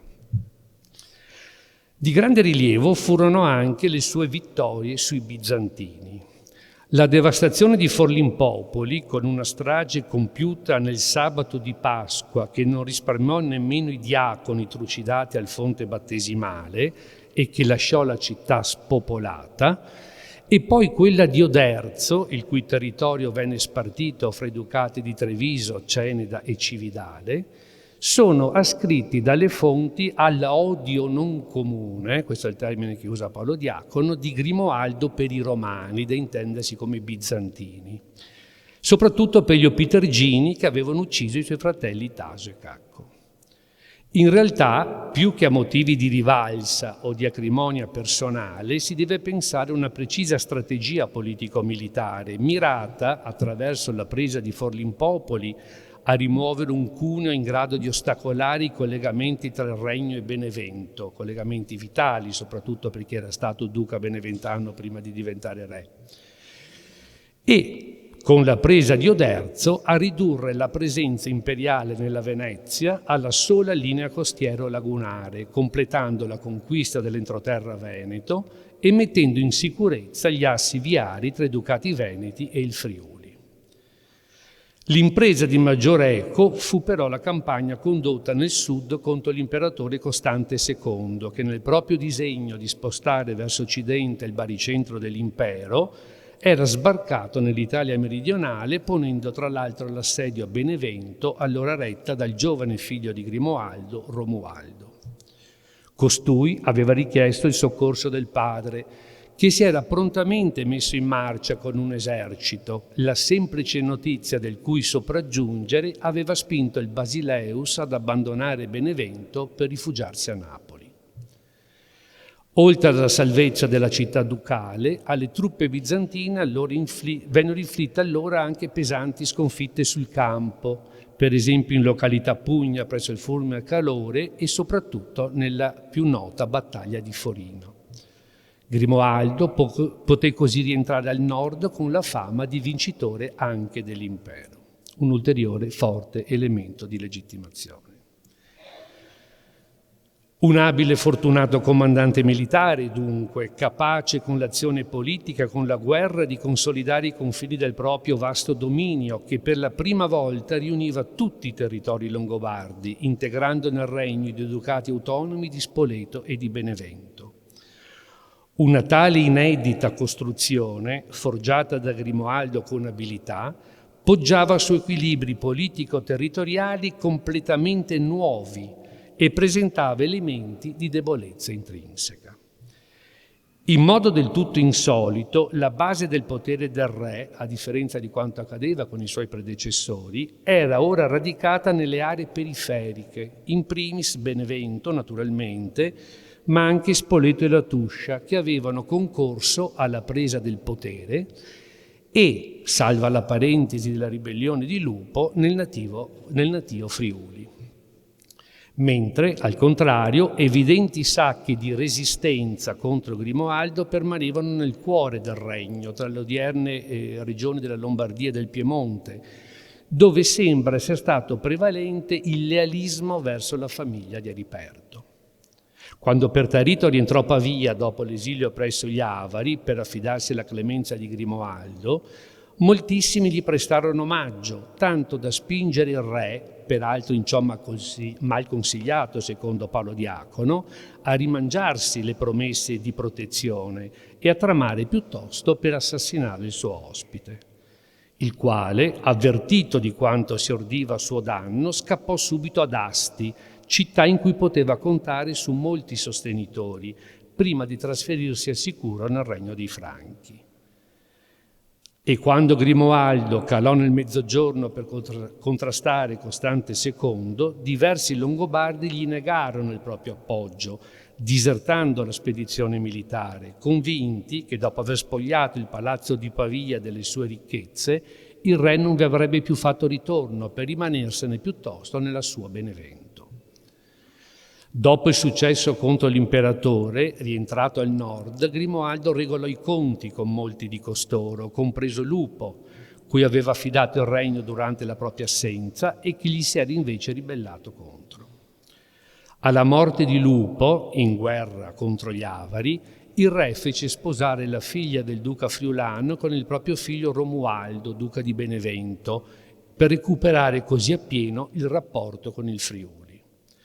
Uno scrupolo analogo di controllo territoriale attraverso figure di fiducia lo spinse a creare duca di Spoleto Trasamondo, già conte di Capua, e suo braccio destro nella conquista del regno.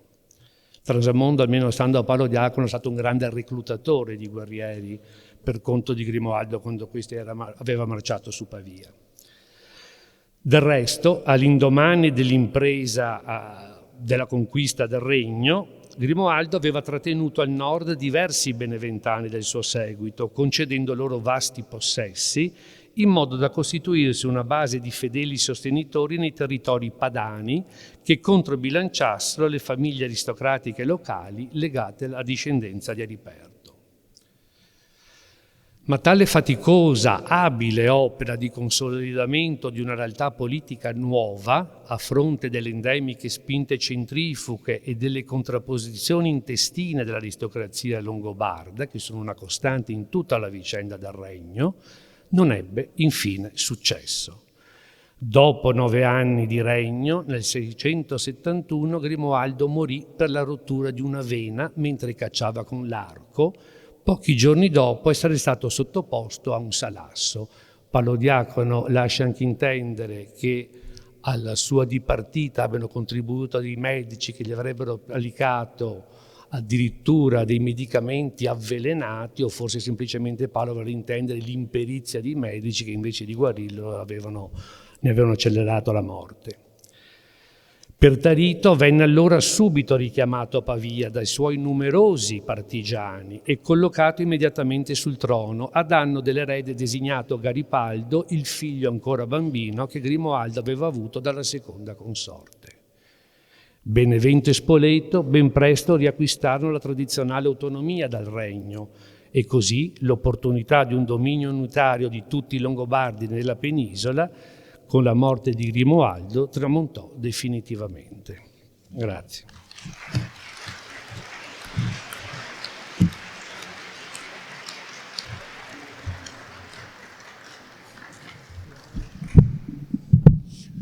Bene, abbiamo ascoltato questa nitida relazione di Claudio Azzara che testimonia l'avanzamento in questi anni, in questi ultimi decenni degli studi longobardi, che appunto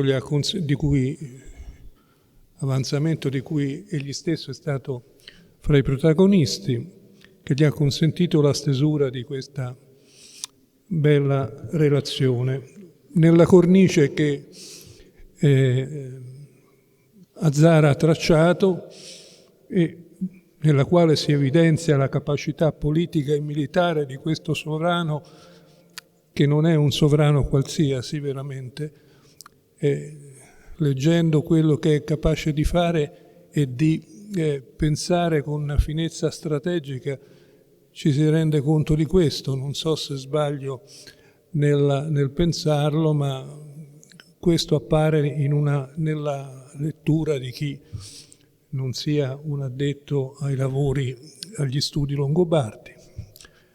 E dunque le prossime relazioni, quelle che ascolteremo in questi giorni, andranno ad approfondire alcuni temi che Claudio ci ha esposto e portando altra linfa allo studio della biografia di questo duca e sovrano.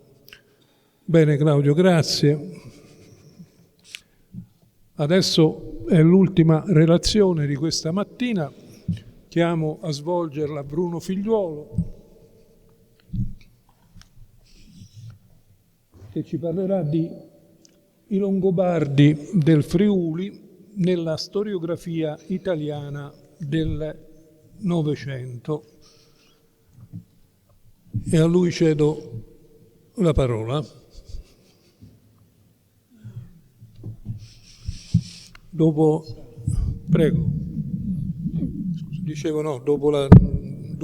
la relazione di Tilatti, un'altra relazione in cui la storiografia, il discorso storiografico ha una parte non secondaria, almeno credo, e quindi eccoti. Grazie. Il XX secolo, dal punto di vista storiografico, in Italia per i Longobardi comincia male, così come male era trascorso e finito tutto il secolo precedente.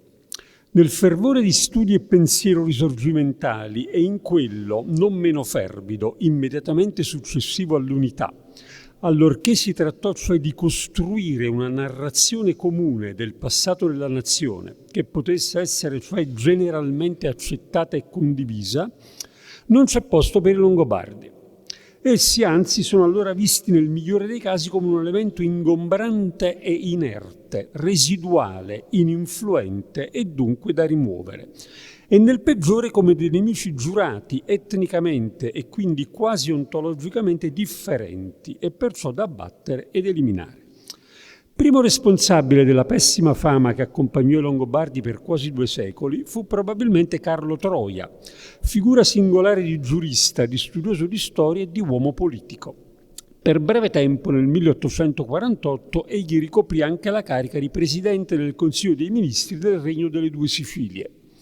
Nato a Napoli nel 1784 e ivi deceduto nel 1858, neoguelfo e conseguentemente in accordo tacito con Vincenzo Gioberti e conclamato con Cesare Balbo, come loro fautore di un'unificazione federale dell'Italia sotto presidenza pontificia, egli scrisse una storia d'Italia nel Medioevo in 4 volumi e ben 16 tomi, 5 dei quali costituiti dall'edizione commentata in varie appendici del Codice diplomatico longobardo, un'edizione di documenti superstiti in Italia del periodo 568-774. La sua narrazione in realtà non giunge a illustrare tutto il periodo medievale, come annunciato, ma si ferma appunto alla caduta del regno longobardo.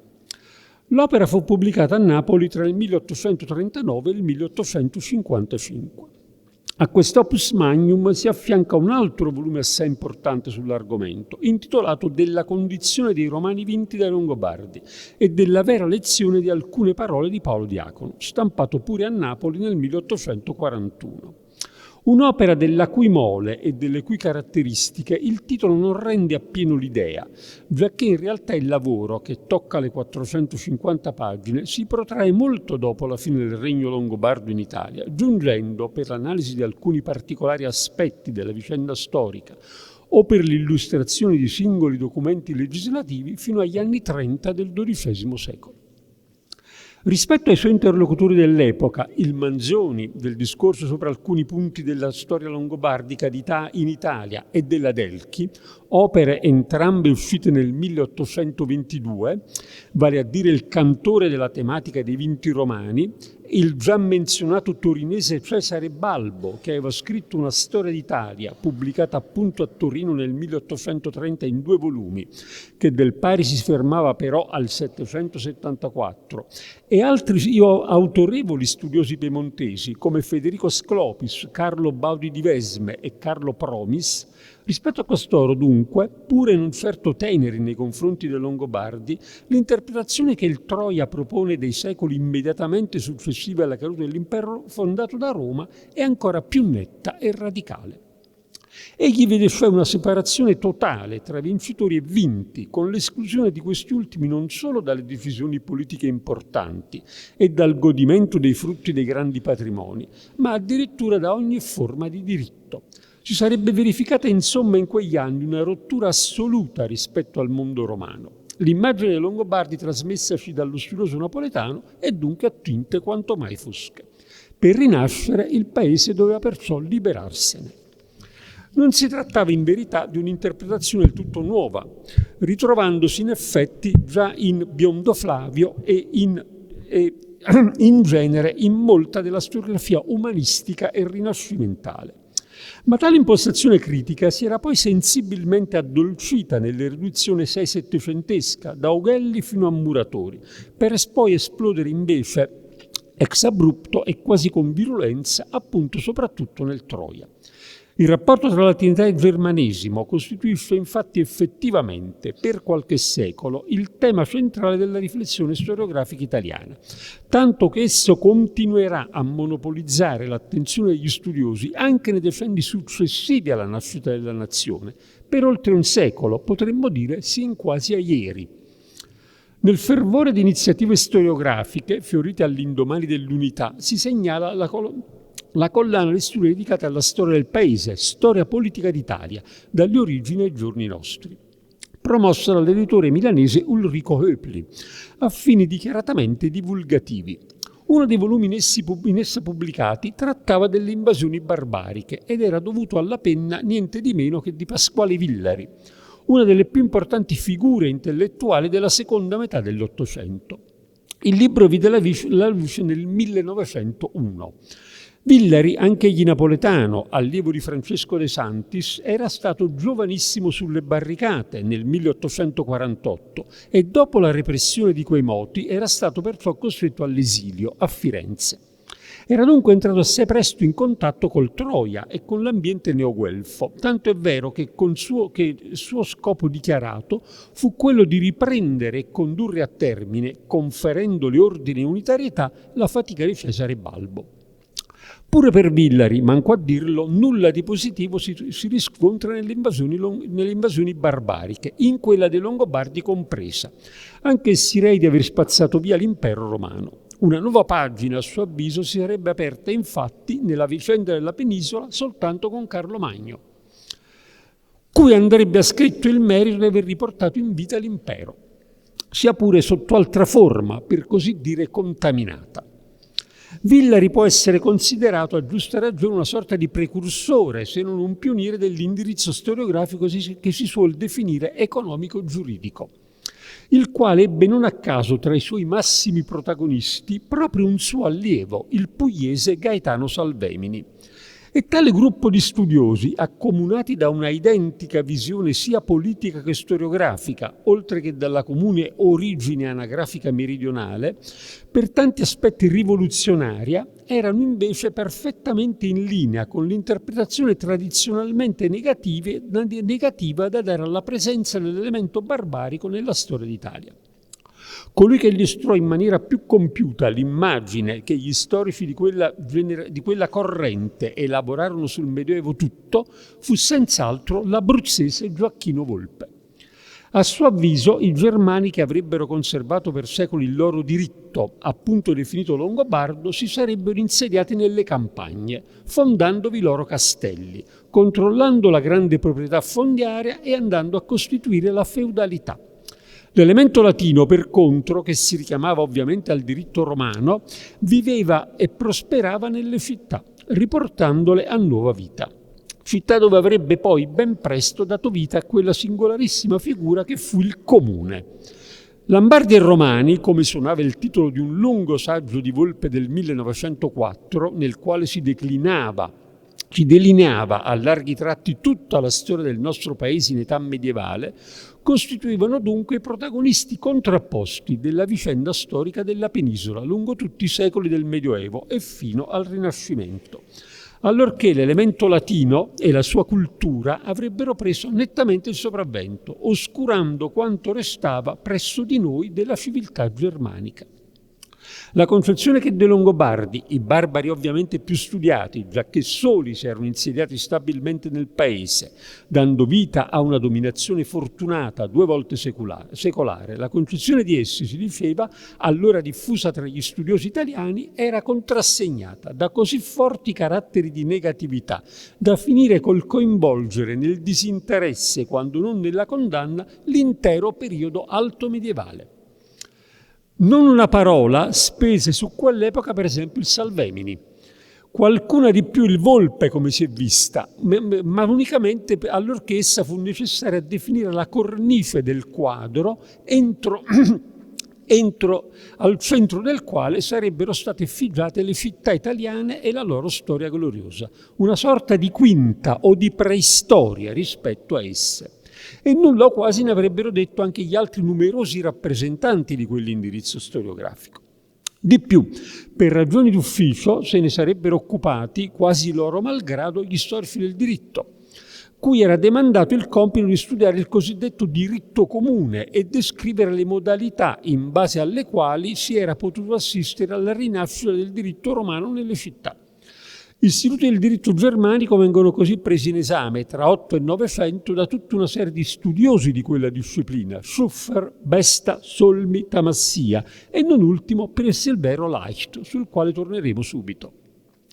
Non meraviglia sicché che proprio Solmi riprenderà un libro di sintesi generale sulle invasioni barbariche, sorprendentemente condotto sino alla dissoluzione dell'impero carolingio, 888, uscito a Milano presso Vallardi nel 1907 a firma di Giacinto Romano, col titolo Le dominazioni barbariche in Italia, che a sua volta lo aveva portato addirittura sino al 1024 per sottoporlo a opportuna revisione e inserirla con il medesimo titolo, ma interrotto appunto all'888, nell'ambizioso progetto della storia politica d'Italia, dalle origini ai giorni nostri, riproposto in terza edizione nel 1919 sotto la direzione del Romano dallo stesso editore Vallardi, presso il quale si uscì però addirittura nel 1940.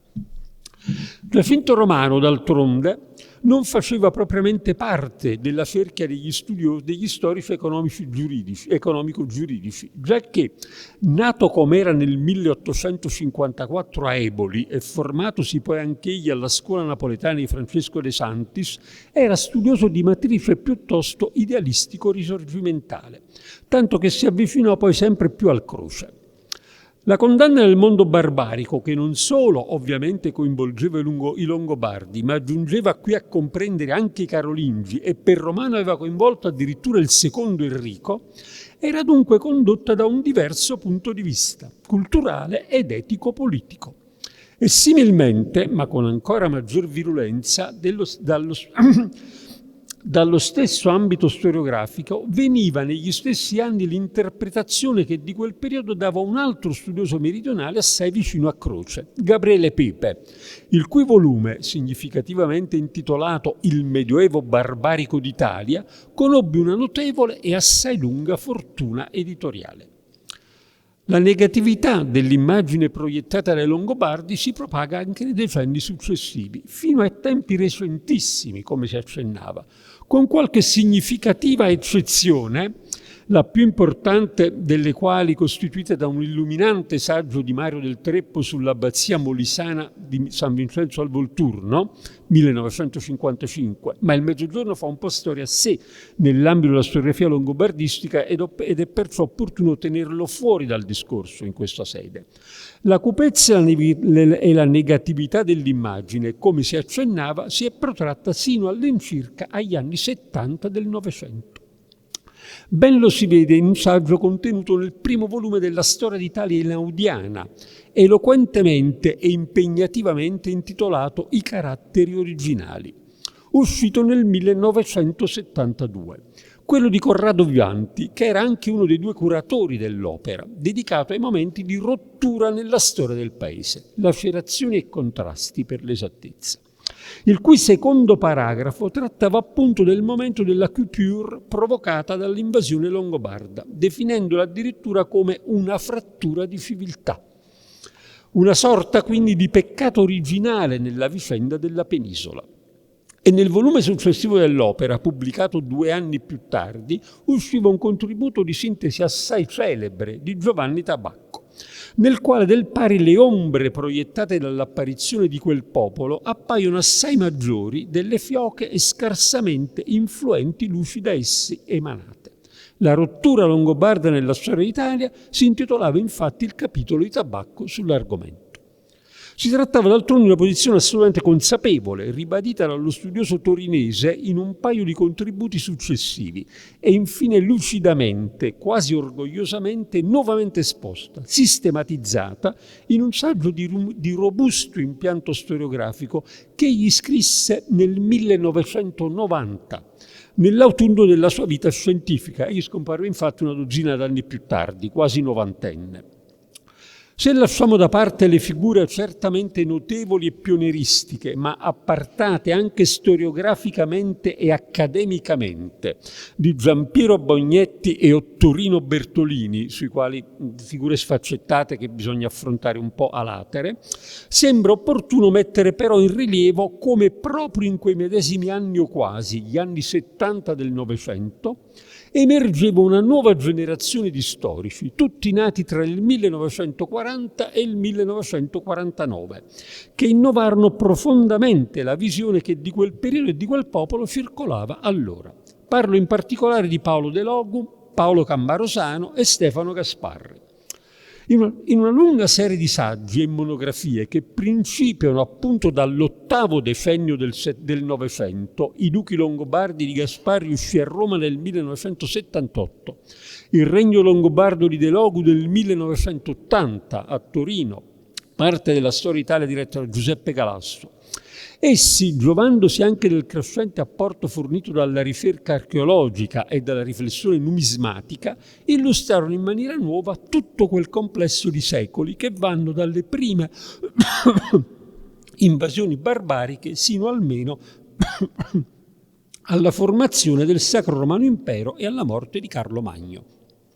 Un periodo visto non più come momento distruttivo della civiltà, sottinteso latina, e lenta ricostruzione della medesima con apporto germanico da parte di Carlo, e nemmeno caratterizzato dalle migrazioni di interi popoli, quanto piuttosto da spostamenti di comunità tribali deboli, relativamente ridotte di numero, spesso in conflitto tra loro e spinte, più che dalla fame di terra, dalla speranza di partecipare allo sfruttamento delle ricchezze dell'impero. E nemmeno si può parlare di identità etnica di questi popoli, che al contrario non solo erano molto contaminati tra loro, ma vivendo da tempo ai confini dell'impero, se non addirittura entro il limes, avevano assorbito in parte la civiltà romana.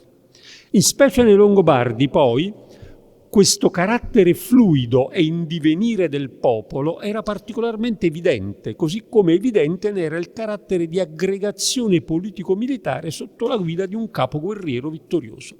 E del pari non certo puro sotto l'aspetto etnico era anche il mondo romano. E così, proprio al cadere del secolo, in cui mi fermo, nel 2000 una bella mostra bresciana poteva quasi celebrare il rovesciamento interpretativo di quegli ultimi decenni, in una serie assai articolata di brevi ma dense schede, in gran parte a firma di Maria Cristina La Rocca, uno studioso che forse più di altri ha sempre condotto le proprie ricerche in stretto e proficuo colloquio con la ricerca archeologica e le discipline figurative, trasmettendo un'immagine decisamente nuova dei Longobardi e della loro civiltà, visti non in contrapposizione con i Franchi, ma al contrario come un ponte verso di loro.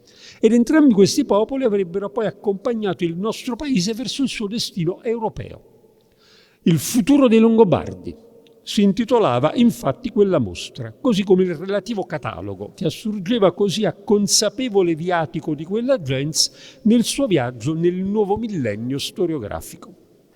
Una data non meno importante per il rinnovamento degli studi longobardistici, anzi, era già stato il 1990, quando fu pubblicato per cura proprio di Stefano Gasparri e Paolo Cammarosano, ma con la partecipazione non certo secondaria di Paolo De Logu, oltre che di vari studiosi d'Oltralpe, un grosso volume di grande formato e anche riccamente illustrato, che forse per la prima volta nel nostro paese era dedicato esclusivamente ai Longobardi, della cui storia e della cui civiltà intendeva fare il punto, sottolineandone con forza gli aspetti innovativi. Un rinnovamento che passa per Udine, giacché forse non casualmente l'editore dell'impegnativo volume, che si intitolava semplicemente Langobardia, era di Tavagnacco, casa Massima. In tutta questa vicenda storica e storiografica, il Friuli infatti ha giocato una parte da protagonista, anche se a tratti misconosciuta.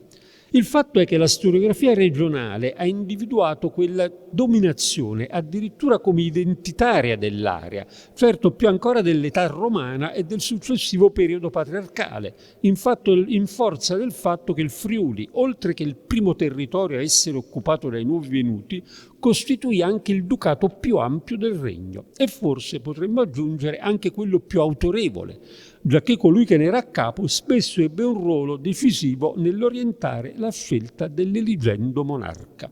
E lo vedremo anche in questi giorni.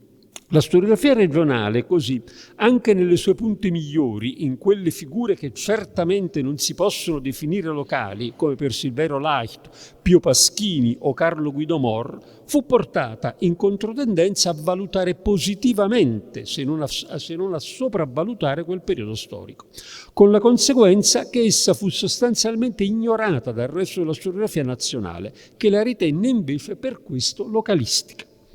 Oggi, al contrario, anche la più recente avvertita riflessione critica riconosce le caratteristiche proprie del Friuli, il ruolo centrale giocato dall'aristocrazia longobarda regionale in qualità di kingmaker, la presa diretta 2 volte del potere regio da parte dei suoi duchi, la rivolta tentata contro i Franchi dopo la conquista, sono tutti elementi che hanno indotto per esempio Paolo Cammarosano, nel suo Nobile Re, a teorizzare proprio a partire dall'esperienza regionale la debolezza dinastica delle aristocrazie altomedievali tutte, anche di quelle regie.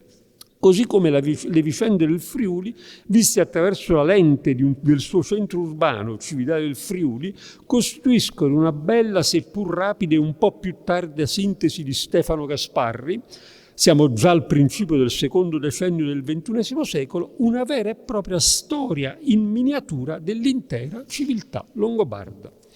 A lungo sottovalutato o almeno rimasto indistinto, insomma, il Friuli si propone e ormai direi si impone generalmente come un osservatorio privilegiato per guardare alla storia di quel popolo e di quel periodo. Grazie.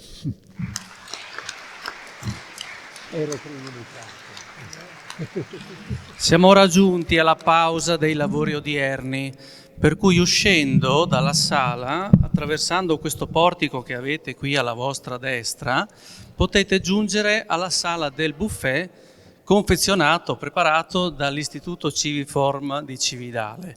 La ripresa dei lavori è prevista per le ore 15. Buon pranzo!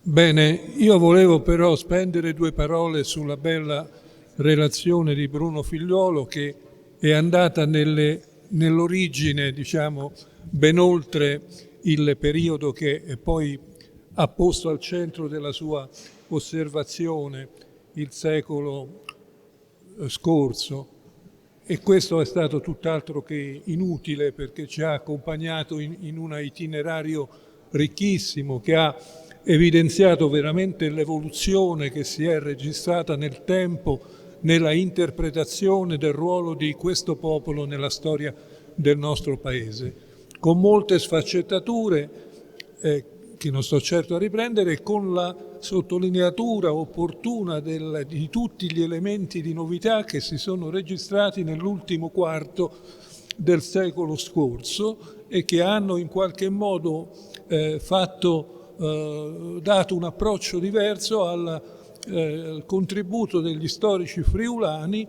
sulla appunto la presenza longobarda nella loro regione, diciamo da interpretazione periferica e non molto considerata a interpretazione che in qualche modo ha preceduto quella che invece la nuova interpretazione portata dagli studiosi della fine del Novecento. Anche questo, per chi ha attenzione particolarmente sui Longobardi del Friuli, è una cosa notevole e va a tutto merito dei nomi che Bruno ci ha fatto, di Carlo Guidomor, di Paschini, dello stesso Leicht. Bene, grazie a tutti, è stata una mattinata intensa, le cose da fare ci sono state dette. Gli studi, il convegno riprenderà presso la Fondazione De Claricini alle ore... No, qui scusi, no. Qua alle ore 15, mi scuso, da domani presso la Fondazione. Benissimo, grazie.